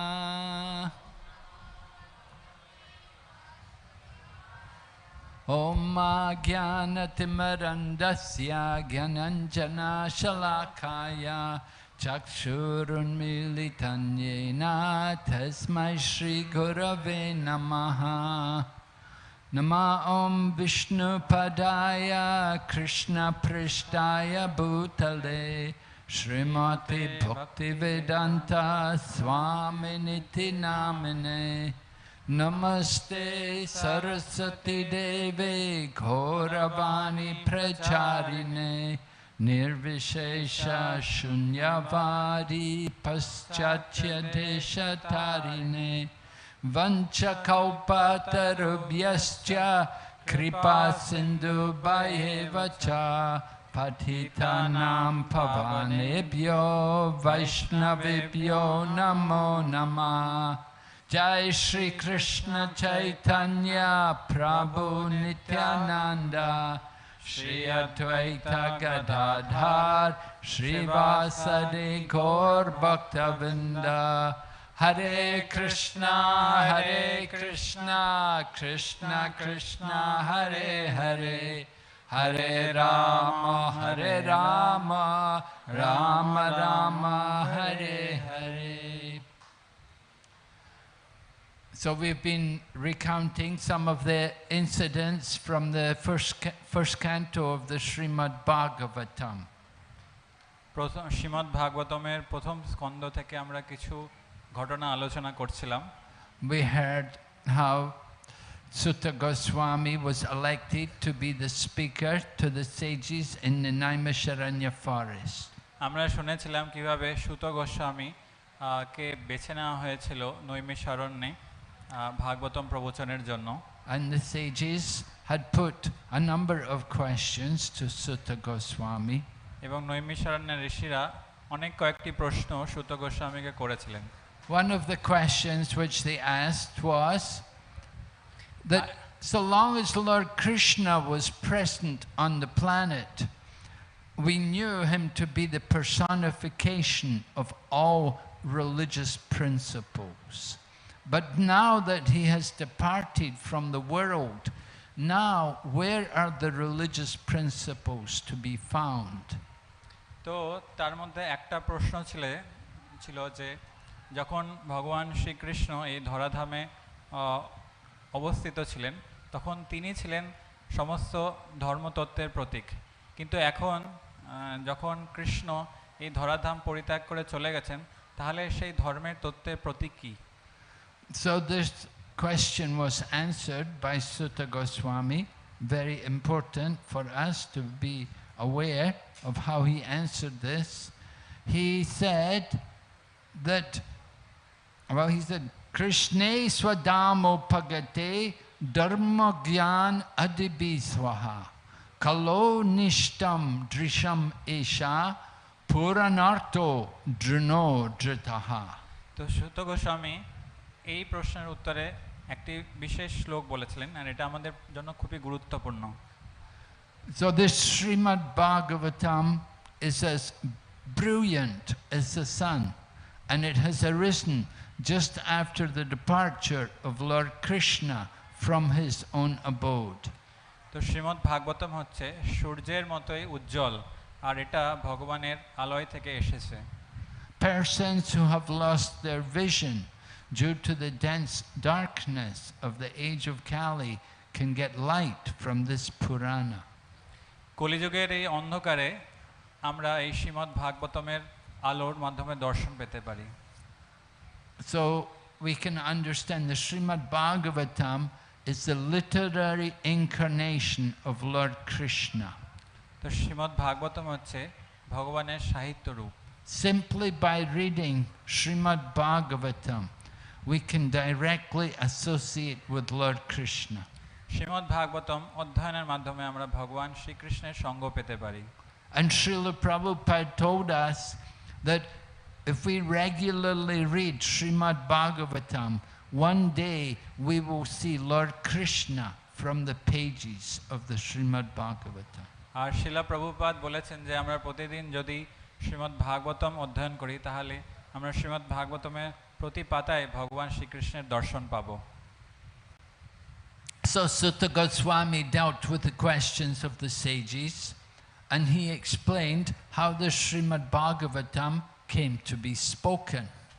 তো শ্রীমদ্ সুত গোস্বামী সমস্ত প্রশ্নের উত্তর দিচ্ছিলেন, আর এটার উত্তর দিলেন যে কিভাবে শ্রীমদ্ ভাগবতমের উৎপত্তি হলো। He explained how Srila Vyasadeva was feeling despondent. Although he had written a number of literatures, he did not feel satisfaction. তো এর উত্তরে সুত গোস্বামী বলেছিলেন যে কিভাবে শিল ব্যাসদেব অসন্তুষ্টি অনুভব করছিলেন, যদিও তিনি অনেক কয়েকটি গ্রন্থ রচনা করেছিলেন।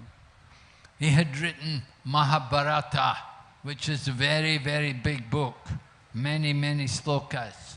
And he had written 18 Puranas. And he had also had the Vedas divided into 4. And he'd written the Upanishads, which are there, supplements of the Vedas. তিনি অনেক অনেক গ্রন্থ রচনা করেছিলেন, যেমন মহাভারত, যেটি একটি বিশাল বড় বুক, তারপরে 18টি পুরাণ, তারপরে উপনিষদ, এই সমস্ত অনেক গ্রন্থের তিনি রচনা করেছিলেন। So it was at that time Narada Muni, who was the spiritual teacher of Srila Vyasadeva, Narada Muni appeared to Srila Vyasadeva and he instructed Srila Vyasadeva in why he was not feeling satisfaction. তখন সেই স্থানে শ্রীলা নারদ মুনি, যিনি ব্যাসদেবের গুরু, সেখানে এসে উপস্থিত হলেন এবং ব্যাসদেবকে কারণ জানালেন কেন তিনি অসন্তুষ্ট অবস্থায় আছেন। Narada told Srila Vyasadeva, "You've written so many books, but you have not properly glorified the process of devotional service." তো নারদ মুনি শ্রীলা ব্যাসদেবকে বললেন যে তুমি অনেক গ্রন্থের রচনা করেছো, কিন্তু ভক্তির মাধুর্যকে তুমি বর্ণনা করোনি। You have not properly enunciated the real importance of the path of devotion to the Supreme Personality of Godhead. ভক্তি পথের মাহাত্ম্যকে তুমি বিস্তারিতভাবে বর্ণনা এখনো পর্যন্ত করোনি। You've simply encouraged the people in materialistic, ritualistic activities. তুমি কেবলমাত্র জড়জাগতিক ঐশ্বর্য কিভাবে বাড়াতে হয় সেই ব্যাপারেই বলেছো। These materialistic, ritualistic activities, we may refer to them as karmakandi activities. They are not going to fulfill the need of the soul. এই সমস্ত জড়জাগতিক ঐশ্বর্য বাড়ানোর প্রক্রিয়াকে কর্মকাণ্ড বলা হয়, কিন্তু সেটা আত্মার যে প্রয়োজনীয়তা তাকে সন্তুষ্ট করতে পারে না। Another question which the sages had asked from Sutta Goswami was, what is the ultimate purpose of all the scriptures? আরেকটা প্রশ্ন যেটা তাকে করা হয়েছিল যে সমস্ত শাস্ত্রের সার কি?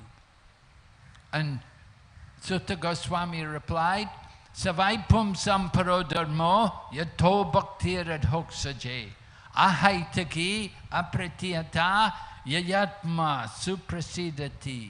That the supreme occupation for all humanity to attain is loving service to the Supreme Lord. Such service must be unmotivated and uninterrupted to completely satisfy the soul. তো সুত গোস্বামী বলেছিলেন যে সবাই পামসা পরধর্ম এত ভক্তির আদক সাজে, যে সমস্ত মানবদের জন্য অন্যতম পরম ধর্ম হলো ভগবান শ্রীকৃষ্ণের প্রতি প্রেমপূর্বক সেবা, যেটা অপ্রতিহত এবং অহৈতুকী হতে হবে। সেটাই কেবলমাত্র জীবের আত্মার প্রয়োজনীয়তাকে পরিপূর্ণ করতে পারে। So the nature of devotional service is described here with two words, ahaitaki and apratihata. It must be unmotivated first of all, that we don't perform devotional service for any material purpose. তো এই ভক্তি পদকে দুটি শব্দ ব্যবহার করা হয়েছে, এটা হচ্ছে অহৈতুকী, অপ্রতিহত। অহৈতুকী শব্দের অর্থ হচ্ছে যে আমরা ভক্তি কোনো হেতুর জন্য বা কোনো কারণের জন্য বা কোনো কিছু পাওয়ার জন্য করি না। Generally, people are only motivated by the results. What am I going to get? How much will I gain? Will I get promotion? Will I get my material desires fulfilled? সাধারণত কেউ কোনো কার্য করে তার ফলের আকাঙ্ক্ষা করে, আমি এর থেকে কি পাবো, এর ফলে আমার কি হবে, আমার কতটা বর্ধন হবে, এর ফলে কি ধরনের সুযোগ পাবো আমি। That is not pure devotion. If you have material desires, then that is not pure devotion. তো তাহলে সেটা শুদ্ধ ভক্তি নয়। জড়জাগতিক ইচ্ছা থাকলে ভক্তি শুদ্ধ ভক্তি হতে পারে না। And pure devotional service must also be uninterrupted. In other words, we must continue daily, every moment, our whole day, every second of our time should be engaged in the service of the Lord. আর শুদ্ধ ভক্তি হবে অপ্রতিহত, মানে সেটা কখনো থামবে না। প্রতিদিন, দিনের পর দিন, প্রতিটা সেকেন্ড, প্রতিটা সময় আমাদেরকে এই ভক্তির পথ অবলম্বন করে চলতে হবে। Some of us, you know, Rathayatra week comes, we do a lot of seva. The rest of the year, We don't do anything. Only Rathayatra we come every day, we take part and come in here, come and take prasadam and here.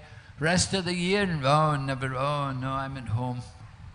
তো আমাদের অনেকে হয়তো এই রথযাত্রার সময় অনেক সেবা করেন, এখানে এসে প্রসাদ পান, প্রবচন শোনেন, কিন্তু রথযাত্রা শেষ হওয়ার পরে আর কোনো সেবা থাকে না পুরো বছরে। So pure devotional service must be done every day, every moment. All of our time must be used for the service of Krishna. তো শুদ্ধ ভক্তি প্রতিদিন, দিনের পর দিন সব সময় করে যেতে হবে, সব সময় আমাদেরকে কৃষ্ণের সেবায় নিজেকে লাগিয়ে থাকতে হবে। I'm not saying you cannot sleep, but don't sleep too much. আমি বলছি না যে আপনারা রাতে ঘুমোতে পারবে না, কিন্তু বেশি ঘুমানো উচিত না। Take enough rest so that you can do more service for Krishna. আমাদেরকে ততটাই শয়ন করা উচিত যার ফলে আমরা আবার ভগবানের সেবায় নিজেকে লাগাতে পারবো। If you can sleep less, that's very good. যদি আমাদের কম ঘুমেই হয়ে যায় তাহলে সেটা খুবই ভালো। Srila Prabhupada, although he was in his 70s, he was sleeping only 2 hours a night. যদিও শিলা প্রভুপাদের 70 বছর হয়ে গেছিল, তবুও তিনি মাত্র 2 ঘন্টা ঘুমোতেন। And the whole day he would be awake, he would be preaching and writing his books. আর পুরো দিন তিনি ভগবানের সেবায় নিযুক্ত ছিলেন, প্রচারে, গ্রন্থ রচনায় এবং আরো অনেক কিছু সেবায়। We know the Goswamis of Vrindavan, the followers of Sri Chaitanya Mahaprabhu. There were 6 prominent Goswamis. They lived in Vrindavan and they conquered over eating and sleeping. আমরা জানি ষড় গোস্বামীর ব্যাপারে, যারা চৈতন্য মহাপ্রভুর মূল শিষ্য ছিলেন, তারা বৃন্দাবনে থাকতেন এবং তারা আহার এবং শয়নের উপরে, নিদ্রার উপরে জয় করেছিলেন। They were advanced devotees. They did not eat too much and they did not sleep too much. তারা খুবই উন্নত ভক্ত ছিলেন, তারা একেবারে বেশি খেতেন না আর একেবারে বেশি ঘুমোতেন না। They were eating very meager, whatever they could beg from the Brajapasi people. তারা অত্যন্ত অল্প গ্রহণ করতেন, যা তারা ভিক্ষার মাধ্যমে ব্রজবাসীর কাছ থেকে পেতেন। And they were sleeping, sometimes they would forget to sleep because they were so busy in devotional service. এবং তারা অত্যন্ত কম ঘুমোতেন এবং কোনো সময় ঘুমানোটাও ভুলে যেতেন, তারা এতটাই ভক্তিতে নিযুক্ত ছিলেন। Srila Prabhupada told us when he was a young man, he gave up mating and defending. তো শিলা প্রভুপাদ যখন বলেছিলেন যে আমি যখন যুবক ছিলাম, আমি আমার মৈথুন কর্ম এবং মিটিংয়ে, and he said, now in my old age I have also given up eating and sleeping.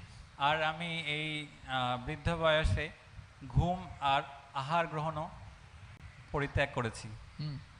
So Srila Prabhupada could do that. He was Nietzsche said he was a liberated soul.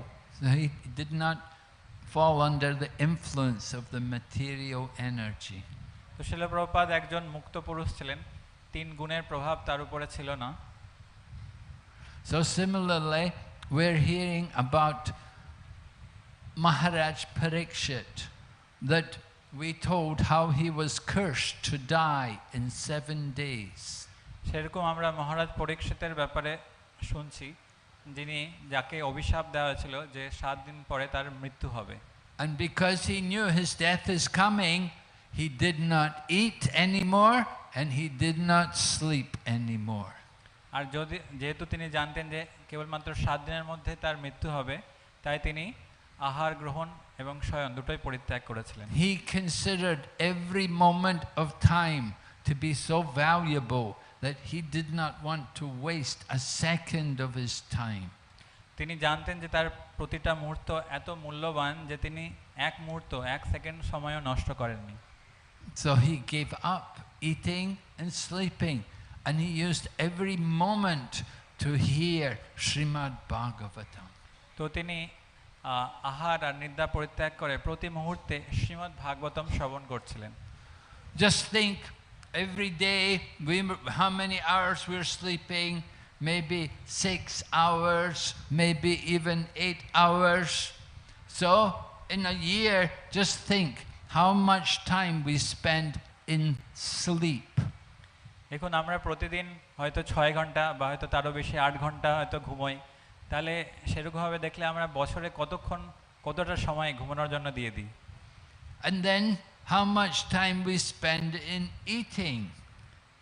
আর কতক্ষণ আমরা খাবার গ্রহণ করার জন্য ব্যবহার করি। Maybe you're taking 2 meals or maybe 3 meals a day.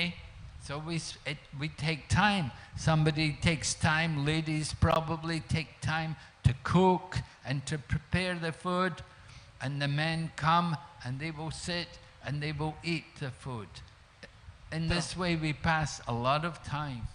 তো হয়তো দিনে আমরা 2 বার বা 3 বার খাই, আর মহিলারা তার স্বামীর জন্য রান্না করেন, তারপরে স্বামীরা এসে সেই অন্ন গ্রহণ করে। তো এর ফলে অনেক সময় আমাদের এই খাবার গ্রহণে চলে যায়। Of course we have to eat, we have to sleep. হ্যাঁ, এটা সত্যি যে আমাদেরকে খেতে হবে, আমাদেরকে ঘুমোতে হবে। In Bhagavad Gita, Lord Krishna said, if you eat too much or eat too little, if you sleep too much or do not sleep enough, then you cannot be a yogi. তো ভগবান শ্রীকৃষ্ণ ভগবদ গীতায় বলছে, যদি আমরা অত্যন্ত বেশি আহার করি বা একদমই কম খাই, বা যদি আমরা খুবই বেশি ঘুমাই বা একদমই ঘুমাই না, তাহলে এটা যারা করে তারা যোগী হতে পারে না। However, at the end of life, when we get near to death, we want to be very conscious about how we use time. কিন্তু আমরা যখন মৃত্যুর সম্মুখীন হই, তখন আমাদেরকে মনে রাখতে হবে কিভাবে আমরা সময় আমাদের ব্যবহার করছি। So Maharaj Parikshit was in this situation. He was thinking, don't waste any time. তো মহারাজ পরীক্ষিত এরকম অবস্থায় ছিলেন, তাই তিনি ভাবছিলেন আমার এক মুহূর্ত সময়ও নষ্ট করা উচিত না। And Sukadeva Goswami has come and he's been chosen as the most suitable person to give guidance and instruction to Parikshit Maharaj. আর সুখদেব গোস্বামীকে নির্বাচিত করা হয়েছিল সেই পরীক্ষিত মহারাজকে নির্দেশ দেওয়ার জন্য। So using our time, Chanakya Pandit said time is like more valuable than gold, because you can purchase gold, but you cannot purchase a moment of time. সময়, চাণক্য পণ্ডিত বলছেন যে এই সময় প্রতিটা মুহূর্ত স্বর্ণের থেকেও বেশি মূল্যবান, কারণ আমরা স্বর্ণ কিনতে পারি কিন্তু এই সময় আমরা আর কিনতে পারবো না। Whatever time is lost is gone forever. You can never get it back. যে সময়টা চলে যাচ্ছে তাকে আমরা কখনোই ফিরিয়ে আনতে পারবো না। So we must be very cautious to utilize our time very carefully. তাই আমাদেরকে খুবই গুরুত্বপূর্ণভাবে প্রতিটা সময় প্রতিটা মুহূর্ত ব্যবহার করতে হবে। Srimad Bhagavatam describes as the sun rises and sets, then it reduces the duration of life for all people. তো শ্রীমদ্ ভাগবতমে বলা হচ্ছে প্রতিদিন সূর্যের উদয়ের সঙ্গে সঙ্গে এবং অস্ত যাওয়ার সঙ্গে সঙ্গে প্রতিটা মানুষের জীবন থেকে একদিন করে চলে যায়। Every day we are seeing the sun rise, come overhead and then set. That's another day gone, and another day we have moved nearer to death. তো প্রতিদিন আমরা দেখছি যে সূর্যের উদয় হচ্ছে, আমাদের মাথার উপরে আসছে, তারপরে অস্ত যাচ্ছে। তো এর ফলে আমাদের একদিন পেরিয়ে যাচ্ছে আর আমরা একদিন মৃত্যুর মুখোমুখি হয়ে যাচ্ছি। In the Srimad Bhagavatam, Sukadeva Goswami describes that it reduces the duration of life for all people except for those who are using their time to hear and chant the glories of the Supreme Lord. কিন্তু সুখদেব গোস্বামী বলছেন যে এই প্রতিদিন সূর্যের উদয় হওয়া অস্ত হওয়া সেই সব মানুষের একদিন করে নষ্ট করে দিচ্ছে, কিন্তু যারা এই সময়কে শ্রীমদ্ ভাগবতম শ্রবণের জন্য ব্যবহার করছে, তাদের সময় নষ্ট হচ্ছে না। This is one of the glorious benefits we get from hearing and chanting the glories of the Lord. তো এটাই হচ্ছে ভগবানের লীলার বা ভগবানের গুণের শ্রবণ করার মাহাত্ম্য। Jiva Goswami describes, he says, in the village, there was one day the astrologer came to see the village, to meet the people in the village. And different people came to see the astrologer to get blessings. তো জীব গোস্বামী একটা কাহিনী বলছেন যে এক গ্রামে একজন জ্যোতিষবিদ এসেছিলেন সেই গ্রামের অবস্থা দেখার জন্য। তো বিভিন্ন লোকেরা সেই জ্যোতিষবিদের সঙ্গে এসেছিল দেখা করতে। So one man was the head of the village. He was like the royal king there. He was the king of that region. So his son came to find out about his future. তো সেই গ্রামের যিনি প্রধান ছিলেন, যিনি সেখানকার রাজা ছিলেন, তার ছেলে সেই জ্যোতিষবিদের সঙ্গে এসেছিল দেখা করতে। So তার ভবিষ্যৎ কি? The astrologer heard about this young man and he told him, he said, Rajaputra Charanjiva. He said, the king's son, may you live forever. তো সেই রাজপুত্রকে দেখে সেই জ্যোতিষবিদ বললেন, রাজপুত্র চিরঞ্জীবী, যে তুমি চিরঞ্জীবী হও। And then a sage came with his son and the astrologer blessed the sage. Ma jiva rishi putraka. In other words, the sage's son, the rishi's son, may your death come soon. তারপরে একজন ঋষি আসলো, তাকে সেই জ্যোতিষবিদ বললেন যে তুমি তাড়াতাড়ি মৃত্যুমুখী হও। And then there was the butcher's son. And the butcher's son met the astrologer and the astrologer told him, Vyadi ma jiva ma mara. He said, don't live, don't die. তারপরে একজন কসাই সে জ্যোতিষবিদের কাছে এসেছিল, তো তিনি তাকে বললেন যে তুমি না বেঁচে থাকো না মরো। But then the devotee's son, the sadhu's son came and the astrologer blessed him. Jivava marava sadhu. That for the sadhu's son doesn't matter if he lives or if he dies. তারপরে যখন এক সাধুর পুত্র এসেছিল, তখন সে জ্যোতিষবিদ তাকে বলল, তুমি বেঁচেও থাকতে পারো বা মরেও যেতে পারো, তোমার পক্ষে দুটোই সমান। So they were a bit puzzled when they heard these things from the astrologer. They asked the astrologer, please explain. তারপরে অন্যান্য যারা ছিল তারা এই জ্যোতিষবিদের এই চার ধরনের মন্তব্য শুনে খুব বুঝতে পারছিল না।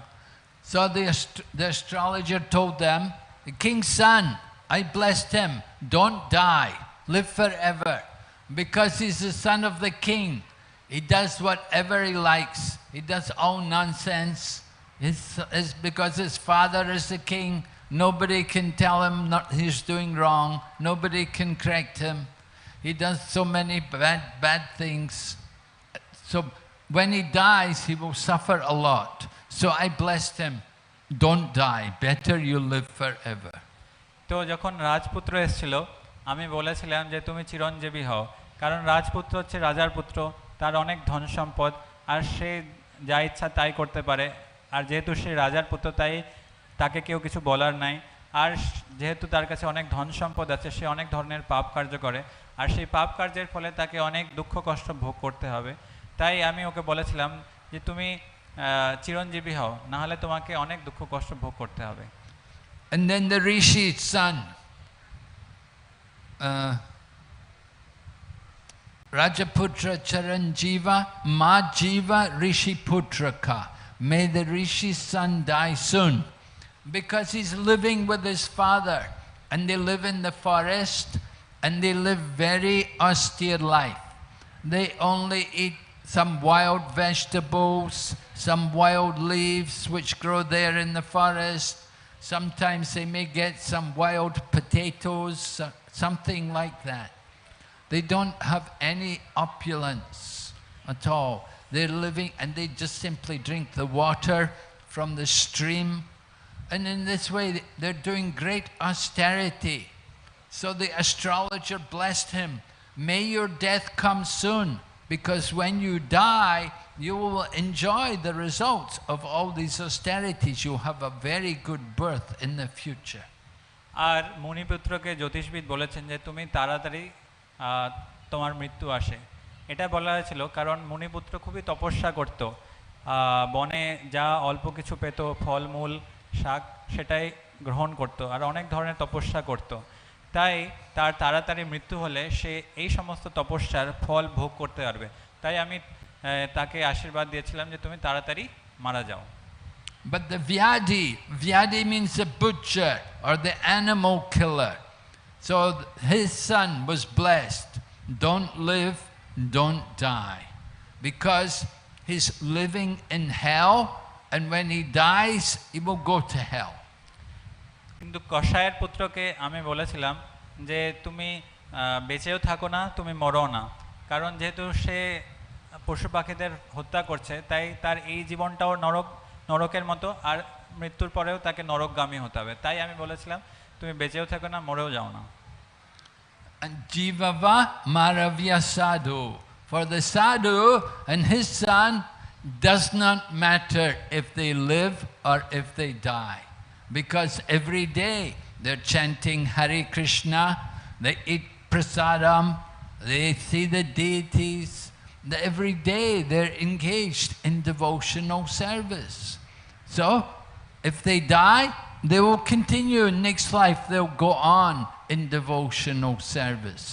And in this life, every day they're chanting, dancing, eating Krishna prasadam.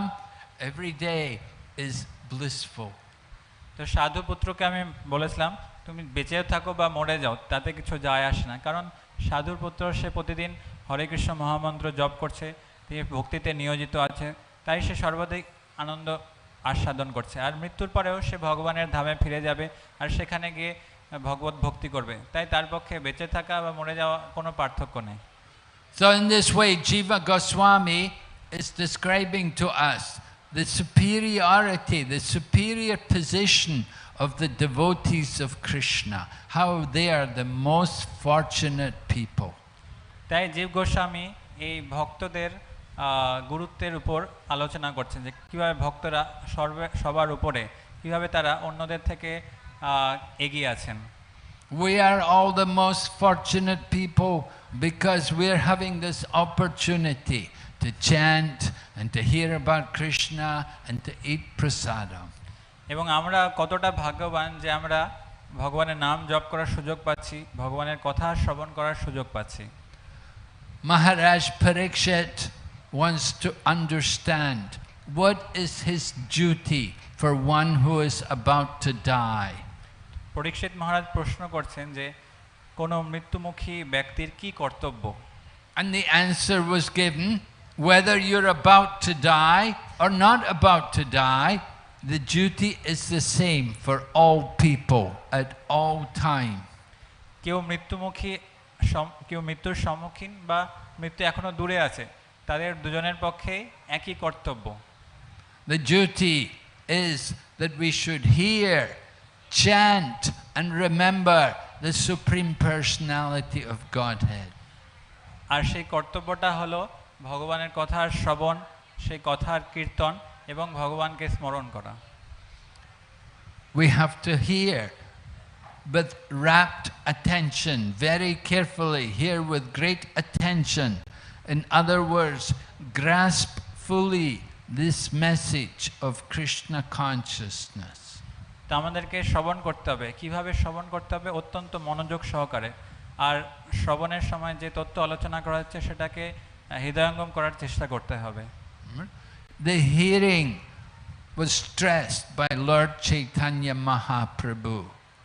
এই শ্রবণের বিষয়টাকে চৈতন্য মহাপ্রভু খুব গুরুত্ব দিয়েছিলেন। Lord Chaitanya Mahaprabhu asked Ramananda Rai, "Give me a verse from the scriptures about the ultimate goal of life." Chaitanya Mahaprabhu Ramananda রায়কে জিজ্ঞেস করেছিলেন যে শাস্ত্র থেকে একটা শ্লোক বলো যেটা সর্বোপরি। So Ramananda Rai began. First of all, he said, look, he said, I'm a low-born person. You're the sannyasi. You are from a Brahmana family. I am a low-born person, and I am in family life. You are asking me to answer you? তো রামানন্দ রায় বললেন, আমি এক শূদ্র পরিবার থেকে, আর আমি গৃহস্থ, আর আপনি সন্ন্যাসী এবং ব্রাহ্মণ পরিবার থেকে, আমি কিভাবে এর উত্তর দেব? Chaitanya Mahaprabhu replied, Kiba Vipra, Kiba Nasi, Sudra Keni Nai, Ye Krishna Tadvavet, Se Guru Hai. It does not matter whether you are a learned Brahmin or a renunciate or a householder. It's not important. But if you know the science of Krishna, then you can become the spiritual teacher. তো যখন চৈতন্য মহাপ্রভু বললেন যে কেউ ব্রাহ্মণ পণ্ডিত হতে পারে, কেউ গৃহস্থ হতে পারে, কেউ সন্ন্যাসী হতে পারে, কিন্তু সেটার উপরে এটা নির্ভর করে না, যে কৃষ্ণ ভক্তির তত্ত্ব সঠিকভাবে জানে সেই গুরু হতে পারে। So Chaitanya Mahaprabhu requested Ramananda Rai, now you please answer my question. Tell me some verse from the scripture about the goal of life. তো চৈতন্য মহাপ্রভু তখন বললেন, এখন তুমি বলো শাস্ত্র থেকে কোনো একটা শ্লোক যেটা জীবনের লক্ষ্য কি হওয়া উচিত সেটার ব্যাপারে বলে। So Ramananda Rai began by quoting a verse which says that by following the duties of Varna and Ashram, one can please the Supreme Personality of Godhead and attain perfection in life. তো তখন রামানন্দ রায় বললেন যে কেউ তার বর্ণ এবং আশ্রম সঠিকভাবে পালন করে ভগবানকে সন্তুষ্ট করতে পারে এবং তার ফলে জীবনের পরিপূর্ণতা লাভ করতে পারে। Sri Chaitanya Mahaprabhu said, Varnashram, that is external. That is not an indication that one has actually achieved the real goal of life. তো তখন চৈতন্য মহাপ্রভু বলেন যে বর্ণাশ্রম হচ্ছে বাহ্যিক, কেউ বর্ণাশ্রমের সঠিকভাবে পালন করছে তার মানে এই নয় যে সে জীবনের লক্ষ্য অর্জন করেছে। You may be the very good Brahman, or you may be the very good Bhakta. You may be very good in following all the rules and regulations, but it is not an indication of your spiritual advancement. তুমি হয়তো খুব উচ্চমানের ব্রাহ্মণ হতে পারো বা তুমি বর্ণ আশ্রম খুব ভালো করে পালন করেছো, কিন্তু তার মানে এই না যে তুমি ভক্তিতেও অগ্রগতি লাভ করেছো। It is said, if you execute the duties of a Brahman for 100 births, then after 100 births you become qualified to go to Satya Loka, to the planet of Lord Brahma. এটা বলা হচ্ছে কেউ যদি 100 জন্ম ধরে ব্রাহ্মণের কর্তব্য খুব ভালোভাবে পালন করে তাহলে সে 100 জন্ম পরে সত্যলোকে ফিরে চলে যেতে পারে।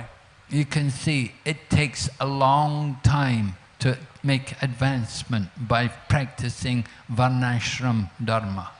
তাই এটা দেখা যায় যে বর্ণাশ্রম পালন করে খুব ধীর গতিতে অগ্রসর হওয়া যায়। But still Varnashram Dharma should not be neglected. Lord Chaitanya was a very strict sannyasi, and he was the very ideal grihastha.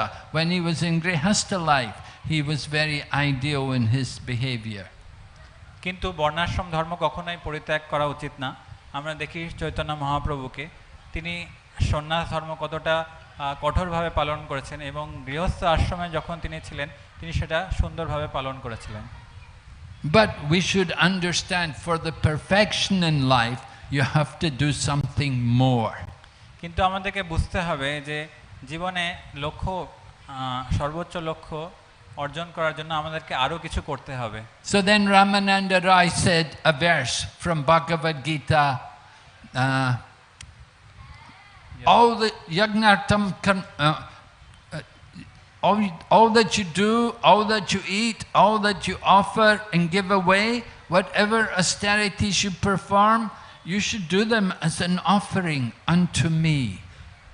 তখন রামানন্দ রায় চৈতন্য মহাপ্রভুকে ভগবদ গীতা থেকে একটা শ্লোক বলল, যার অর্থ হচ্ছে যে তুমি যাই কিছু করো, যাই কিছু গ্রহণ করো বা যা তপস্যা করো তা ভগবানকে অর্পণ করে করো। That is called karma arpana, offering the results of our work to the Lord.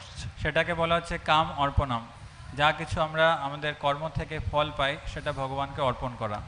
So Chaitanya Mahaprabhu said, well, that's all right, but it's not the ultimate goal of life, because people may offer to Krishna, someone may offer to Shiva, someone may offer to Ganesh, we will offer to so many different people. তো সেটা ঠিক আছে, কিন্তু এটা জীবনের সর্বোচ্চ লক্ষ্য না, কারণ কেউ হয়তো কর্মের ফল কৃষ্ণকে অর্পণ করতে পারে, কেউ শিবকে অর্পণ করতে পারে, কেউ গণেশকে অর্পণ করতে পারে, অনেকেই অর্পণ করতে পারে। So then Chaitanya Mahaprabhu requested Ramananda Rai, go further. And then Ramananda Rai quoted the verse from Bhagavad Gita from 18th chapter, Sarva dharmam parigyajnam mamekam sharanam braja. That one should give up all his religious duties and simply take shelter of me. And Lord Krishna said, I will protect you, do not fear. তো তারপরে চৈতন্য মহাপ্রভু রামানন্দ রায়কে বললেন, আরও আগে বলো। তখন রামানন্দ রায় গীতার এই সর্বধর্মান শ্লোকটা বলল, যার অর্থ হচ্ছে যে সর্বধর্ম পরিত্যাগ করে ভগবান শ্রীকৃষ্ণের আশ্রয় গ্রহণ করা উচিত, তাহলে ভগবান সমস্তভাবে রক্ষা করবে আর আমাদের ভয় পাওয়া উচিত না। Now we may think, oh, that's very good, that's the perfection, that's the conclusion of Bhagavad Gita, it comes almost at the end of the Bhagavad Gita, surely this would be accepted by Chaitanya Mahaprabhu. তো আমাদের হয়তো মনে হতে পারে এই শ্লোকটাই তো আমাদের জীবনের সর্বোচ্চ লক্ষ্য, এটা গীতার সার এবং এটা গীতার একদম শেষ পর্যায়ে এসে বলা হচ্ছে। But Chaitanya Mahaprabhu said, no, it's not enough. তো চৈতন্য মহাপ্রভু বলছে, না, এটাও যথেষ্ট নয়। He said, people may surrender to Krishna for so many reasons. তো চৈতন্য মহাপ্রভু বলছেন যে লোকেরা হয়তো ভগবানকে শরণাগতি হতে পারে বিভিন্ন কারণের জন্য। Srila Prabhupada was in Hong Kong and one man came to him, one Indian man came, he said to him, Swamiji, I want to become a sannyasi. তো শিলা প্রভুপাদ একবার হংকংয়ে ছিলেন, তখন সেখানে একজন ব্যক্তি শিলা প্রভুপাদের কাছে এসে বললেন যে আমি সন্ন্যাসী হতে চাই। So Prabhupada looked at him and said, oh, why? What's your reason? Why you want to be sannyas? তো শিলা প্রভুপাদ তাকে জিজ্ঞেস করলেন, ও তুমি সন্ন্যাসী হতে চাও, কিন্তু এর কারণটা কি, তুমি কেন সন্ন্যাসী হতে চাও? The man said, oh, I have a wife and 4 children at home, it's terrible. আমার বাড়িতে আমার স্ত্রী আছে এবং আমার 4টি পুত্র আছে, কিন্তু সেটা একটা দুর্ভাগ্যজনক অবস্থা। So Prabhupada, of course, understood the man's motivation was very materialistic. It was not actually so genuine in desiring to surrender to Krishna. তখন প্রভুপাদ বুঝতে পারলেন যে তার সন্ন্যাস নেওয়ার পেছনে কারণ হচ্ছে জড়জাগতিক, আর সে ততটা আন্তরিক নয়। But sometime later, Srila Prabhupada was in Vrindavan, and at that time, a person who became Gaur Govinda Swami, he came to Prabhupada. He was not a sannyasi at the time. He came to Prabhupada, and he met Prabhupada, and he told Prabhupada also he wanted to take sannyas. আর পরবর্তীতে শিলা প্রভুপাদ যখন বৃন্দাবনে ছিলেন, তখন এক ব্যক্তি শিলা প্রভুপাদের কাছে এসে সাক্ষাৎ করেন, যার পরবর্তীতে নাম হয় গৌর গোবিন্দ স্বামী। তিনিও প্রভুপাদের কাছে সন্ন্যাস গ্রহণ করতে চেয়েছিলেন। And Prabhupada gave him sannyas, even though some of the members of our society, some of Prabhupada's senior disciples, they said, oh, he's a very new man, Prabhupada, why are you giving him sannyas? কিন্তু প্রভুপাদের তাকে সন্ন্যাস দেওয়ার এটা দেখে যারা এই প্রভুপাদের অন্যান্য শিষ্যরা ছিলেন, তখন তারা প্রভুপাদকে বলতে লাগলো যে এ তো একদম নতুন, একে আপনি সন্ন্যাস দিচ্ছেন কেন? But Prabhupada said, he's not a new man, he's a devotee all his life. তো প্রভুপাদ তখন বললেন, না না, এ নতুন না, এ তো পুরো জীবন ধরে ভক্তি করে আসছে। He was from Orissa. He was born over there in Bhubaneswar, and the whole life he was devoted to Lord Jagannath. He was a very learned person. He'd been working as a school teacher, and he'd given up the school teaching profession, and he wanted to take sannyas. তো তখন শিলা প্রভুপাদ তার ব্যাপারে বললেন যে সে ওড়িশা থেকে আছে, তার ভুবনেশ্বরে জন্মগ্রহণ করেছে, আর পুরো জীবন সে ভক্তি করে এসছে। আর সে আগে একজন স্কুল টিচার ছিল, আর এখন সে সেই কর্ম ত্যাগ করে সন্ন্যাস গ্রহণ করতে চায়। And Srila Prabhupada gave him that sannyas and encouraged him to preach. And শিলা প্রভুপাদ তাকে সন্ন্যাস প্রদান করলেন এবং তাকে প্রচার করতে বললেন। So you see, different for different people. What was good for one person, it wasn't good for another person. তো এর মাধ্যমে আমরা দেখতে পারি যেটা এক ব্যক্তির পক্ষে সুফল বা শুভ হবে, সেটা অন্য ব্যক্তির পক্ষে নাও হতে পারে। Somebody was qualified, other person was not so qualified. একজন যোগ্য ছিল, আরেকজন অযোগ্য ছিল। So Sukadeva Goswami, he was asked by Maharaj Parikshit, what is the duty of one who is about to die? তো শুকদেব গোস্বামীকে পরীক্ষিত মহারাজ প্রশ্ন করেছিলেন যে মৃত্যুমুখী ব্যক্তির কি কর্তব্য। And this Sukadeva Goswami, when he heard this question, he said, oh, this question is very nice. This is a good topic to discuss. আর শুকদেব গোস্বামী এর উত্তরে বলেছিলেন, এটা অত্যন্ত গুরুত্বপূর্ণ প্রশ্ন আর সুন্দর প্রশ্ন, এর ব্যাপারে আমি আলোচনা করব। Right? There are two kinds of topics. There's the Gramya Katha and the Krishna Katha. তো দুই ধরনের বিষয় আছে, একটা হচ্ছে গ্রাম্য কথা, একটা হচ্ছে কৃষ্ণ কথা। Right? We know what is Gramya Katha, the village talk. আপনারা জানেন গ্রাম্য কথা কি, বা গ্রামে যা আলোচনা হয়? When you go to the market, you meet the other people there in the market. Oh, how are you today? Oh, yes. Oh, what's the news? And oh, they talk. So, did you hear about this? Did you know that? Oh, there's so many topics to discuss. আর গ্রাম্য কথাটা কি, যখন আমরা বাজারে যাই তখন বলি, ও তুমি কেমন আছো, তুমি এটা শুনেছো, তুমি ওটা শুনেছো, আরো অনেক অনেক অন্যান্য বিষয়। So this is the business of ordinary people, materialistic minded people. They're very busy. They have many questions to ask, but nothing about topics of the absolute truth. তো এটা হচ্ছে সাধারণ ব্যক্তিত্ব, জড়জাগতিক ব্যক্তিত্ব, তাদের আলোচনার বিষয়। They will never ask, who am I?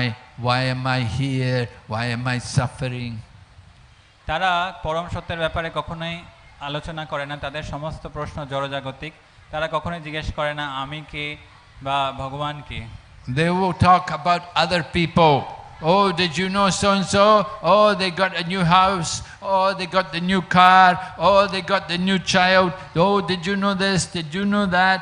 So many mundane topics. Oh, this is Gramya Katha. তারা কেবলমাত্র অন্যান্য লোকেদের ব্যাপারে আলোচনা করে। ও তুমি জানো সে একটা নতুন বাড়ি কিনেছে, বা সে একটা নতুন গাড়ি কিনেছে, বা তার একটা বাচ্চা আছে। তাদের সমস্ত আলোচ্য বিষয় হচ্ছে জড়জাগতিক। Rupa Goswami describes one of the items which will be very harmful for our devotional service. He said, prajalpa, nonsense idle talk. তো রূপ গোস্বামী একটি বিশেষ বিষয়ের ব্যাপারে বলেছেন যেটা ভক্তির পক্ষে অত্যন্ত প্রতিকূল, সেটা হচ্ছে গ্রাম্য কথা বা জড়জাগতিক বিষয়ে আলোচনা করা। When we talk prajalpa, talk things which have nothing to do with real Krishna consciousness, then it's very bad for our spiritual progress. প্রজল্পা বা জড়জাগতিক বিষয় নিয়ে আলোচনা যেটা কৃষ্ণ কথার সঙ্গে কোনো যুক্ত নাই, সেটা আমাদের ভক্তির পক্ষে অত্যন্ত প্রতিকূল। And Srila Prabhupada described how one time he was sitting listening while Bhaktisiddhanta Saraswati was giving the lecture. তো শিলা প্রভুপাদ একবার বলছেন যে তিনি একবার শিলা ভক্তি সিদ্ধান্ত সরস্বতী ঠাকুরের প্রবচন শুনছিলেন। So it happened that one man was sitting behind our Prabhupada, and the man behind him hit him on the shoulder to get his attention. So Prabhupada turned around to look at him. তো শিলা প্রভুপাদের পেছনে মানে আমাদের শিলা প্রভুপাদের পেছনে একজন ব্যক্তি বসেছিল আর সে প্রভুপাদের ঘাড়ে হাত লাগিয়ে বলাচ্ছিল আর জিজ্ঞেস করছিল কিছু। And immediately Bhaktisiddhanta Saraswati noticed them and he pointed them, hey, you too. আর শিলা ভক্তি সিদ্ধান্ত সরস্বতী ঠাকুর সঙ্গে সঙ্গে তাদের দিকে হাত নাড়িয়ে বলল, এই তোমরা দুজন। And he said to the one man, the old man who had touched Prabhupada on the shoulder, he said, do you think you have purchased me because you give 5 rupees a month donation? তো তখন ভক্তি সিদ্ধান্ত সরস্বতী ঠাকুর খুব রেগে গিয়ে বললেন সেই বৃদ্ধ ব্যক্তিকে যে শিলা প্রভুপাদের ঘাড়ে হাত দিয়েছিল, তুমি কি ভাবছো তুমি কি আমাকে কিনে ফেলেছো তোমার এই 5 টাকার ডোনেশন দিয়ে? And then he said to Prabhupada, or Bhaktivedanta Swami, he said, do you want to come up here and talk? আর তখন শিলা প্রভুপাদকে ভক্তি সিদ্ধান্ত সরস্বতী ঠাকুর বললেন, তুমি কি আমার জায়গায় এসে প্রবচন দিতে চাও? Prabhupada said it was a moment of greatest mercy. I could have died on the spot. তো শিলা প্রভুপাদ এটার বিষয়ে বর্ণনা করে বলেন, এটা ছিল আমার উপরে এক বিশেষ কৃপা, আমি হয়তো সেখানেই প্রাণ ত্যাগ করতাম। The mercy of the spiritual master.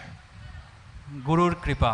By the mercy of the spiritual master, we get the mercy of Krishna.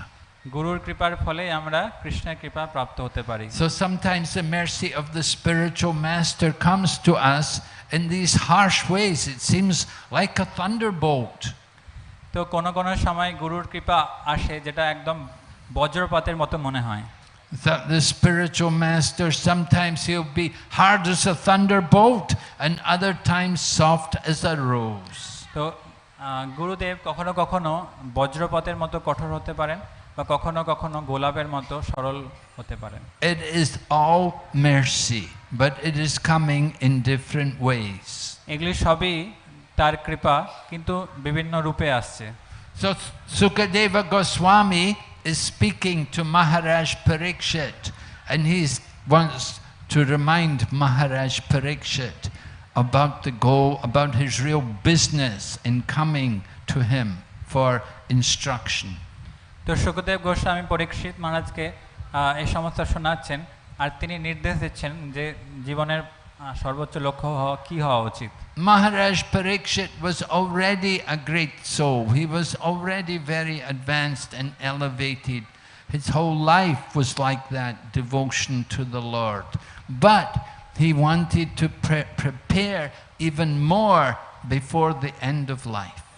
মহারাজ পরীক্ষিত আগে থেকে একজন মহান ব্যক্তিত্ব ছিলেন, তিনি পুরো জীবন ভক্তির অনুসরণ করেছিলেন, কিন্তু এই মুহূর্তে এই শেষ মুহূর্তে তিনি আরো ভগবত ভক্তিতে অগ্রসর হতে চেয়েছিলেন। And Lord Krishna was so kind that he sent Sukadeva Goswami there to personally instruct him.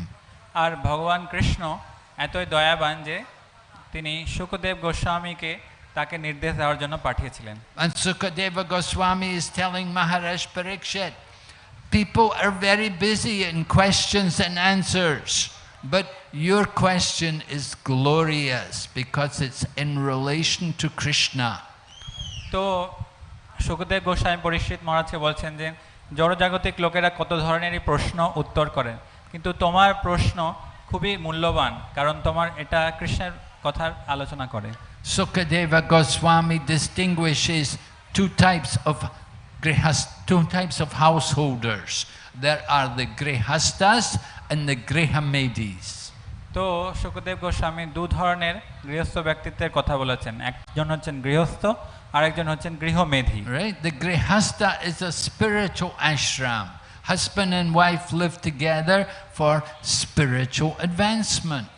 গৃহস্থ আশ্রম হচ্ছে এক আধ্যাত্মিক আশ্রম যেখানে পুরুষ এবং স্ত্রী একসাথে থাকে আধ্যাত্মিক প্রগতির জন্য। And they have children and they raise their children to be devotees of the Lord. এবং তাদের পুত্রদের বা পুত্রীদের তারা কৃষ্ণ ভাবনামৃতে বড় করে। They use their home for spiritual practice. তারা তাদের বাড়িকে ভগবত ভক্তির জন্য ব্যবহার করে। From time to time they will invite people to their home to come to take prasadam and to chant the glories of the Lord. সময় সময় তারা বিভিন্ন অতিথিদেরকে তাদের গৃহে আমন্ত্রণ করে প্রসাদ পাওয়ানোর জন্য এবং ভগবত ভক্তি সম্পর্কে আলোচনার জন্য। That is ideal family life. That is the grihastha ashram. এটাই হচ্ছে আদর্শ গৃহস্থ জীবন বা But গৃহস্থ আশ্রম। on the other hand, there are the grihamedi householders, those people whose business is simply envy of others. অন্যদিকে গৃহমেধি যারা আছেন তাদের একমাত্র উদ্দেশ্য হচ্ছে অন্যের প্রতি ঈর্ষা করা। The grihamedi is also busy working to get money. গৃহমেধিরাও ব্যস্ত আছেন কিভাবে আমরা বেশি পরিমাণে আয় করতে পারি। People working very hard, they want money, they never have enough, they always want more.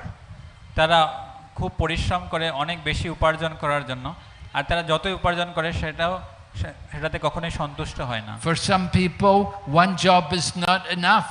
They have a job in the day, they have another job at night, and another job on the weekend.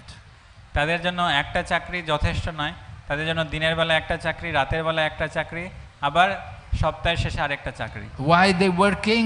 Just simply to get money, to get more money. তারা কেন এত পরিশ্রম করছে? কেবলমাত্র অর্থ উপার্জনের জন্য, শুধু অর্থ উপার্জনের জন্য। And what are they going to do with the money? They simply use it for the sense gratification for them and their family members. আর তারা কেন এত অর্থ উপার্জন করছে? শুধুমাত্র ইন্দ্রিয় তৃপ্তির জন্য, তার নিজের ইন্দ্রিয় তৃপ্তির জন্য এবং তার পরিবারের লোকেদের ইন্দ্রিয় তৃপ্তির জন্য। They're busy to decorate their home and to decorate their bodies. তারা ব্যস্ত তাদের ঘরকে সাজানোর জন্য আর নিজেকে সাজানোর জন্য। And they never think about any higher purpose in life. কিন্তু তারা কখনোই জীবনে বৃহত্তর উদ্দেশ্যের ব্যাপারে ভাবে না। Their business is simply to be envious of others. তাদের একমাত্র কাজ হচ্ছে অন্যের প্রতি ঈর্ষা করা। And they will try to surround themselves by their family members. আর তারা সব সময় নিজেদেরকে পরিবারের লোকের মধ্যে তারা নিজেদের জীবন যাপন করে। And they have their servants, they have their home, and they are thinking in this way they can live there forever. তাদের সেবক আছে, তাদের বড় বাড়ি আছে এবং তারা ভাবে এইভাবে হয়তো পুরো জীবন চলবে। These family members and servants and people who are all living around us, they are described to be like soldiers, just like a king is surrounded by his army. এই পরিবারের সদস্য, বাচ্চা কাচ্চা, পুত্র, এদেরকে সৈন্যের সঙ্গে তুলনা করেছে। যেমন একজন রাজার অনেক সৈন্য থাকে আর সৈন্যরা রাজার সাথে থাকে, সেরকম। In the same way, materialistic minded people are surrounded by their family and relatives, and they're thinking they will protect them in any kind of event. They will be safe. সেই রকম জড়জাগতিক মানসিকতার লোকেরা তাদের পরিবারের লোকেদের মাঝখানে থাকে আর ভাবে যে এই পরিবারের লোকেরাই আমাকে হয়তো রক্ষা করবে। But cruel death comes anyway. কিন্তু নিষ্ঠুর মৃত্যু এসেই যায়। Sukadeva Goswami is encouraging Maharaj Parikshit. He wants him to be fully detached from everything of this world. তাই সুখদেব গোস্বামী পরীক্ষিত মহারাজকে নির্দেশ দিচ্ছেন যে এই জগতের সমস্ত কিছু থেকে আমাদের আসক্তি ত্যাগ করার জন্য। And he tells him that Maharaj Parikshit may be worried that he hasn't got much time. He's only got 7 days to prepare. But Sukadeva Goswami tells him about Khatvanga, that Khatvanga Maharaj had only 1 moment, but he could get perfection. তো পরীক্ষিত মহারাজ বলছেন যে কেবলমাত্র তার কাছে 7 দিনই আছেন এই মৃত্যুর প্রস্তুতি নেওয়ার জন্য। তখন সুখদেব গোস্বামী তাকে বলেছিলেন খাটবাঙ্গ মহারাজের ব্যাপারে, যার কেবলমাত্র 1 মুহূর্ত ছিল এবং সেই 1 মুহূর্তে সে জীবনের সর্বোচ্চ লক্ষ্য অর্জন করেছিল। So Sukadeva Goswami encourages Maharaj Parikshit that just simply become fully absorbed in this hearing and chanting. তো তো সুখদেব গোস্বামী পরীক্ষিত মহারাজকে বলেছিলেন, তুমি শুধুমাত্র এই শ্রবণ কীর্তনে পুরোপুরি নিজেকে সম্মোহিত করো। It is said there are two types of death which are glorious.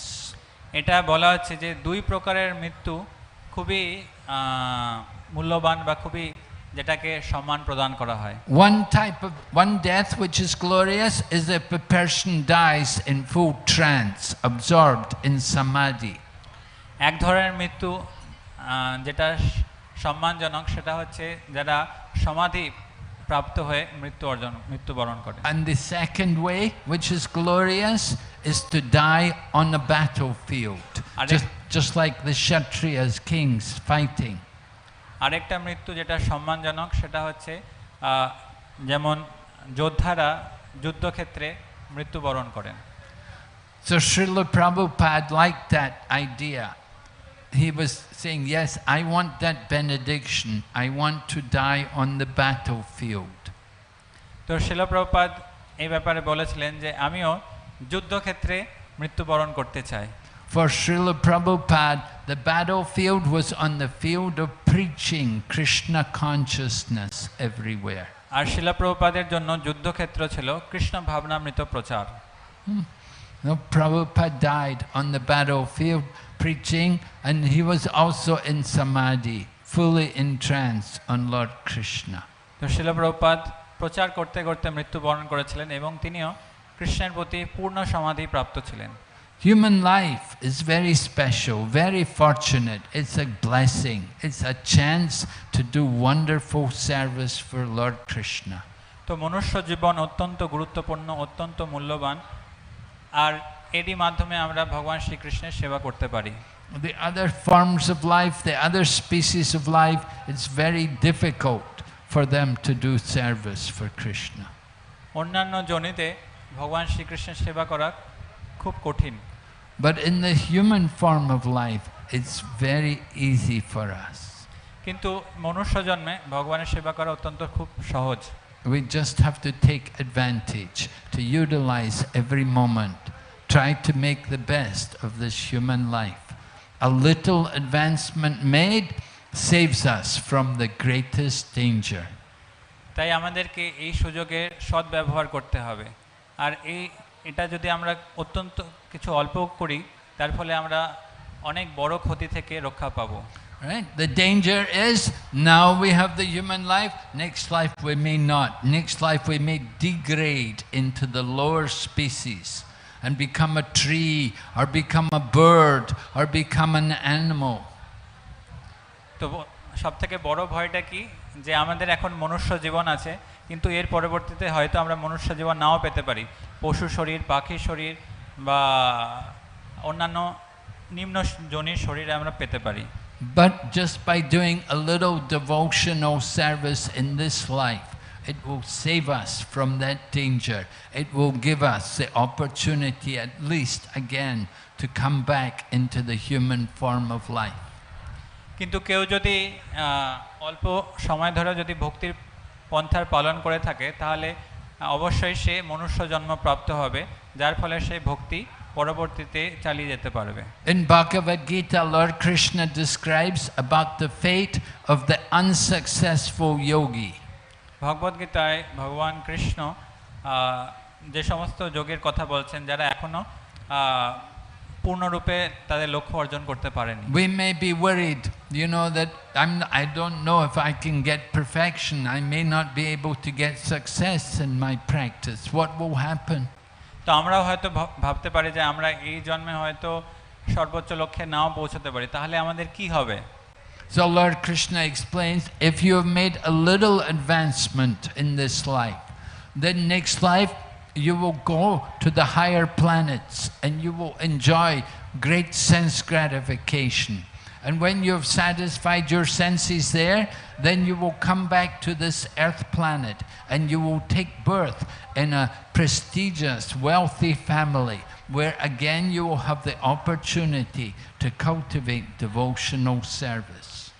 তো এটা বলা হচ্ছে কেউ যদি অল্প ভক্তিও করে থাকে তাহলে সে পরবর্তীতে উচ্চতর লোকে যেতে পারবে, সেখানে অনেক ইন্দ্রিয় তৃপ্তি গ্রহণ করতে পারবে, আর যখন এই ইন্দ্রিয় তৃপ্তির বাসনা পূর্ণ হয়ে যাবে তখন সে এই মর্তলোকে আবার ফিরে আসবে এবং খুবই উচ্চ বণিক ঘরে জন্ম পাবে। And if you practice for a long time, then you'll take birth in a family of devotees. আর কেউ যদি অনেক দীর্ঘ সময় ধরে ভক্তি পালন করে থাকে তাহলে সে ভক্তের ঘরে, ভক্তের গৃহে জন্মগ্রহণ করবে। Such a birth is very rare in this world. আর সেটা অত্যন্ত অল্প ব্যক্তির ক্ষেত্রেই হয়। So those of you who are in household life and you have children, you should understand your children to be very fortunate souls who must have been somewhat advanced in yoga in their previous life. আর যারা গৃহস্থ আশ্রমে আছেন তাদেরকে বুঝতে হবে যে তাদের পুত্র বা পুত্রীরা তারা অত্যন্ত মহান যোগী যারা আগে ভক্তি পালন করেছে। Now they've taken birth in your family. You should think this will be their last birth. তারা এখন আপনাদের গৃহে জন্মগ্রহণ করেছে, আর আমাদের ভাবা উচিত যে এটাই তাদের শেষ জীবন হওয়া উচিত। After giving up this body, they will never take birth again. এই শরীর ত্যাগ করার পরে তারা আর অন্য কোনো শরীর গ্রহণ করবে না। So that is real parent, the mother and father, one whose child will go back to Godhead. এটাই হচ্ছে প্রকৃত পিতামাতা যারা এই মানসিকতা রাখে যে তাদের পুত্র এটাই শেষ জীবন হবে। If your child becomes a pure devotee, then certainly it will be for your benefit also. You can also be delivered. আর যদি আপনাদের পুত্ররা শুদ্ধ ভক্ত হয়ে যায় তাহলে সেটা পিতামাতার পক্ষেও অত্যন্ত মূল্যবান, কারণ তারাও ভগবানের ধামে ফিরে যেতে পারবে। Just like Prahlad Maharaj, he was worried about his father, that, oh, my father was such a demon, I'm worried, will he go to hell? But Lord Nrsingadev said, no, he won't go to hell, because you're a great devotee. So all of your forefathers and all of your future descendants, they're all liberated. যেমন প্রহ্লাদ মহারাজের উদাহরণ দেওয়া হচ্ছে যে প্রহ্লাদ মহারাজ ভাবছিল যে আমার পিতা হিরণ্যকশিপু তো সে তো একটা বড় দৈত্য, তার মৃত্যু হলে তাকে তো নরকে যেতে হবে, কিন্তু ভগবান নৃসিংহদেব বলছে না না না, যেহেতু তুমি এক শুদ্ধ ভক্ত তাই তোমার পিতা সদ্গতি প্রাপ্ত হবে, এবং শুধু তোমার পিতাই না, তোমার পূর্বপুরুষেরা এবং তোমার ভবিষ্যৎ প্রজন্ম সদ্গতি প্রাপ্ত হবে। So we hope you will also become successful in your human life and also go back to Godhead. তো আমরা আশা করছি আপনারাও এই মনুষ্য জন্মে সাফল্যতা অর্জন করবেন এবং ভগবানের ধামে ফিরে যাবেন। Srila Prabhupada ki jai. Are there any questions? কারো Yes. কোনো প্রশ্ন থাকলে We got a মহারাজকে প্রশ্ন microphone. করতে A পারেন। man has a question. Yes. Where's the microphone?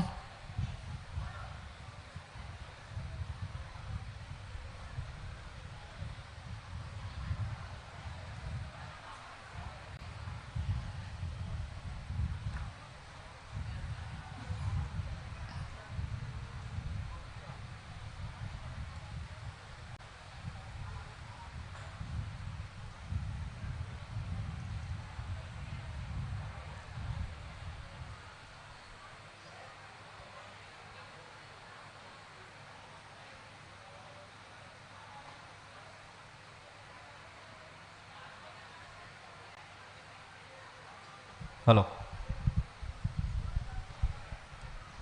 হরে কৃষ্ণ মহারাজ প্রণাম। আপনি আপনার মাইকটা একটু মুখের কাছে। আপনি আপনার প্রবচনে বলেছেন যে রামানন্দ রায় চৈতন্য মহাপ্রভুকে প্রশ্ন সে বলেছিলেন যে যা কিছু খাও, যা কিছু নিবেদন করো, গীতার একটি শ্লোক বলেছিলেন, তাতে চৈতন্য মহাপ্রভু বলেছিলেন এইটা যথেষ্ট নয়। তারপরে উনি লাস্ট গীতার শেষ অধ্যায়ের শ্লোকটা বলেছিলেন যে সমস্ত ধর্ম পরিত্যাগ করে যদি আমার স্মরণ করো সেইটাও যথেষ্ট নয় কৃষ্ণ ভক্তির জন্য।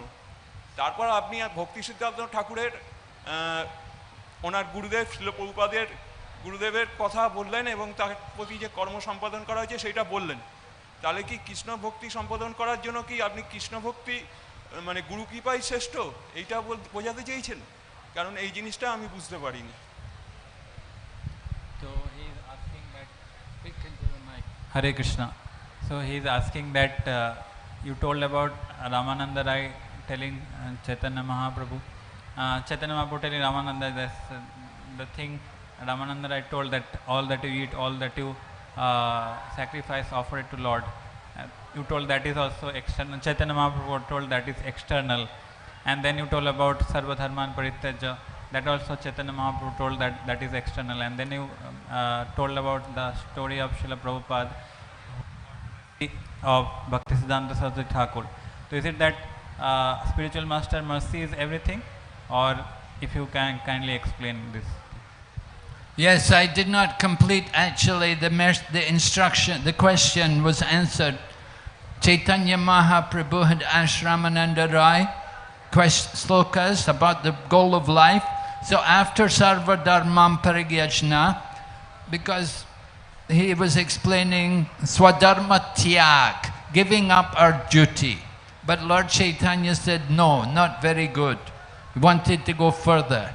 So then after that, then Ramananda Rai quoted from Bhagavad Gita, Brahma Buddha Prasanatma Nasochati Nakanchati. That is the verse in Bhagavad Gita which describes Jnana Mishra Bhakti, devotion mixed with Gyan. So Lord Chaitanya was not very satisfied with that either. তো এর পরবর্তীতে সর্বধর্মান পরিত্যাগ এই শ্লোক আলোচনার করার পরে চৈতন্য মহাপ্রভু বলেছিলেন স্বধর্ম ত্যাগ, কিন্তু তারপরেও চৈতন্য মহাপ্রভু বলেছিলেন এটা বাহ্যিক। তারপরে রামানন্দ রায় জ্ঞান মিশ্র ভক্তির ব্যাপারে বলেছিলেন, কিন্তু তারপরেও চৈতন্য মহাপ্রভু বলেছিলেন এটাও বাহ্য। So then then Ramananda Rai gave another verse which was very pleasing to Lord Chaitanya, and that was a verse from Srimad Bhagavatam which describes that one should remain in whatever position one is in, and in the association of pure devotees one should hear and chant the glories of Lord Krishna. এবং এর পরবর্তীতে রামানন্দ রায় শ্রীমদ্ ভাগবতমের একটা শ্লোক বলেছিলেন যেটা চৈতন্য মহাপ্রভুকে খুব প্রসন্ন করেছিল। তো এই শ্লোকের অর্থ হচ্ছে যে যে কোনো আশ্রমে ব্যক্তি থাকুক না কেন, সেই আশ্রমে স্থিত হয়ে যদি ভগবান শ্রীকৃষ্ণের নাম এবং কথা কীর্তন এবং শ্রবণ করে, তাহলে সে সর্বোচ্চ জীবনের সর্বোচ্চ লক্ষ্য অর্জন করবে। By hearing about Krishna in the association of devotees, you can conquer Krishna. Although Krishna is unconquerable, he becomes conquered by those devotees who will hear about him. তো ভক্ত সঙ্গে, শুদ্ধ ভক্তের সঙ্গে কৃষ্ণ কথা শ্রবণের ফলে কি হয় যে ভগবান কৃষ্ণ যে অজেয়, যাকে জয় করা সম্ভব নয়, সেই অজেয় ভগবান কৃষ্ণকে যে ব্যক্তি ভগবানের কথা শ্রবণ করে সে ভগবানকেও জয় করতে পারে। So Lord Chaitanya heard this, he thought, yes, this is right, this is the point, and then go on from there. And then Ramananda Rai went on and they discussed more and more higher levels of devotion. তো তখন চৈতন্য মহাপ্রভু অত্যন্ত প্রসন্ন হয়ে বলল, হ্যাঁ এটাই হচ্ছে সত্য। তারপরে চৈতন্য মহাপ্রভু এই শ্লোক শুনে খুব খুশি হয়ে আরও ভক্তির আরও উন্নততর অঙ্গের ব্যাপারে রামানন্দ রায়কে জিজ্ঞেস করলেন। It's not necessary to change your position, to change your ashram or to change your varna. You don't have to do that. Stay in whatever position you're in and just hear about Krishna in the association of devotees. তো আমাদের বর্ণ বা আশ্রমের পরিবর্তন করার কোনো দরকার নাই। আমরা যে আশ্রমে আছি না কেন, যে বর্ণে আছি না কেন, যদি আমরা সেখানে স্থিত হয়ে ভগবান শ্রীকৃষ্ণের কথা ভক্তদের সঙ্গে শ্রবণ করি, তাহলে আমরা জীবনের সর্বোচ্চ লক্ষ্য অর্জন করব। This is the perfection of life. এটাই হচ্ছে জীবনের পূর্ণতা। And this is what Chaitanya Mahaprabhu wanted. আর এটাই চৈতন্য মহাপ্রভু চেয়েছিলেন। Okay. Hare Krishna. Thank you. Any other question? Yes, Prabhu, come answer. Get the phone.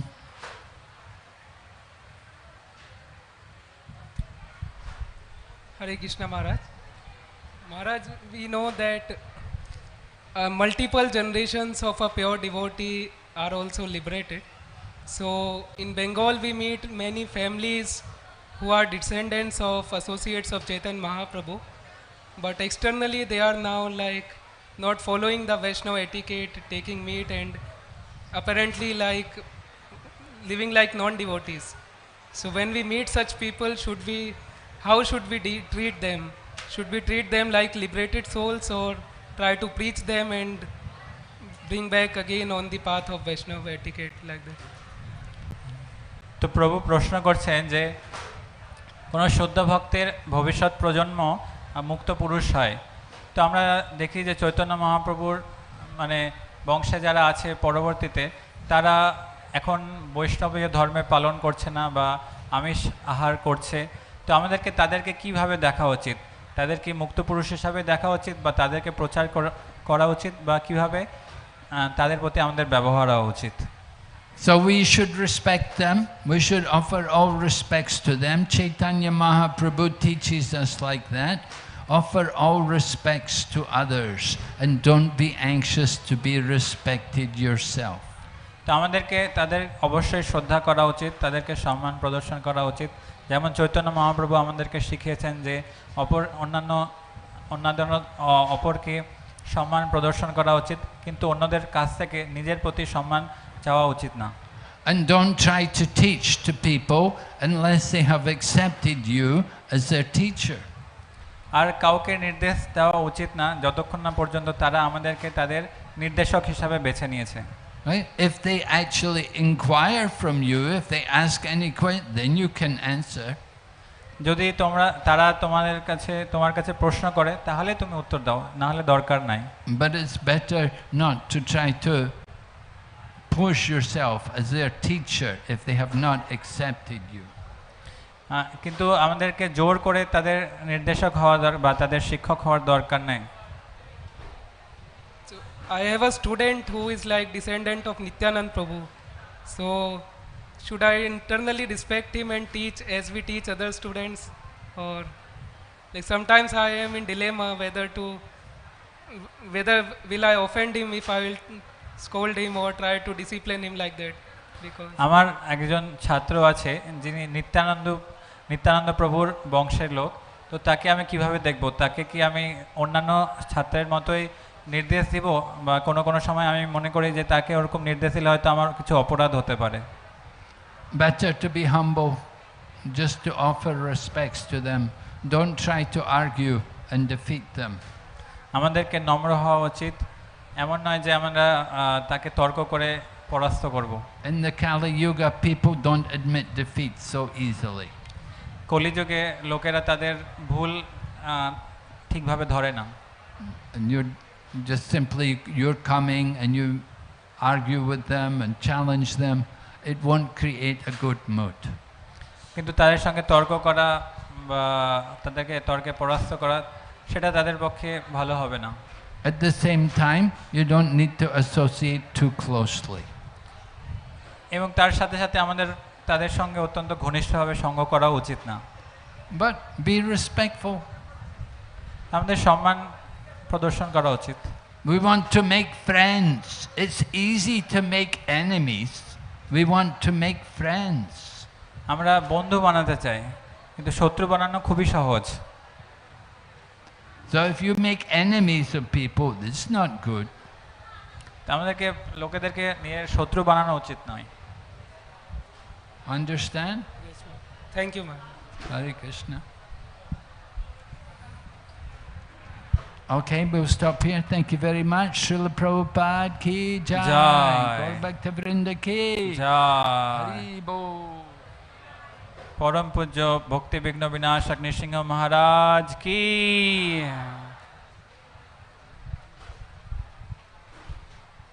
হরে কৃষ্ণা। একটা অ্যানাউন্সমেন্ট রয়েছে।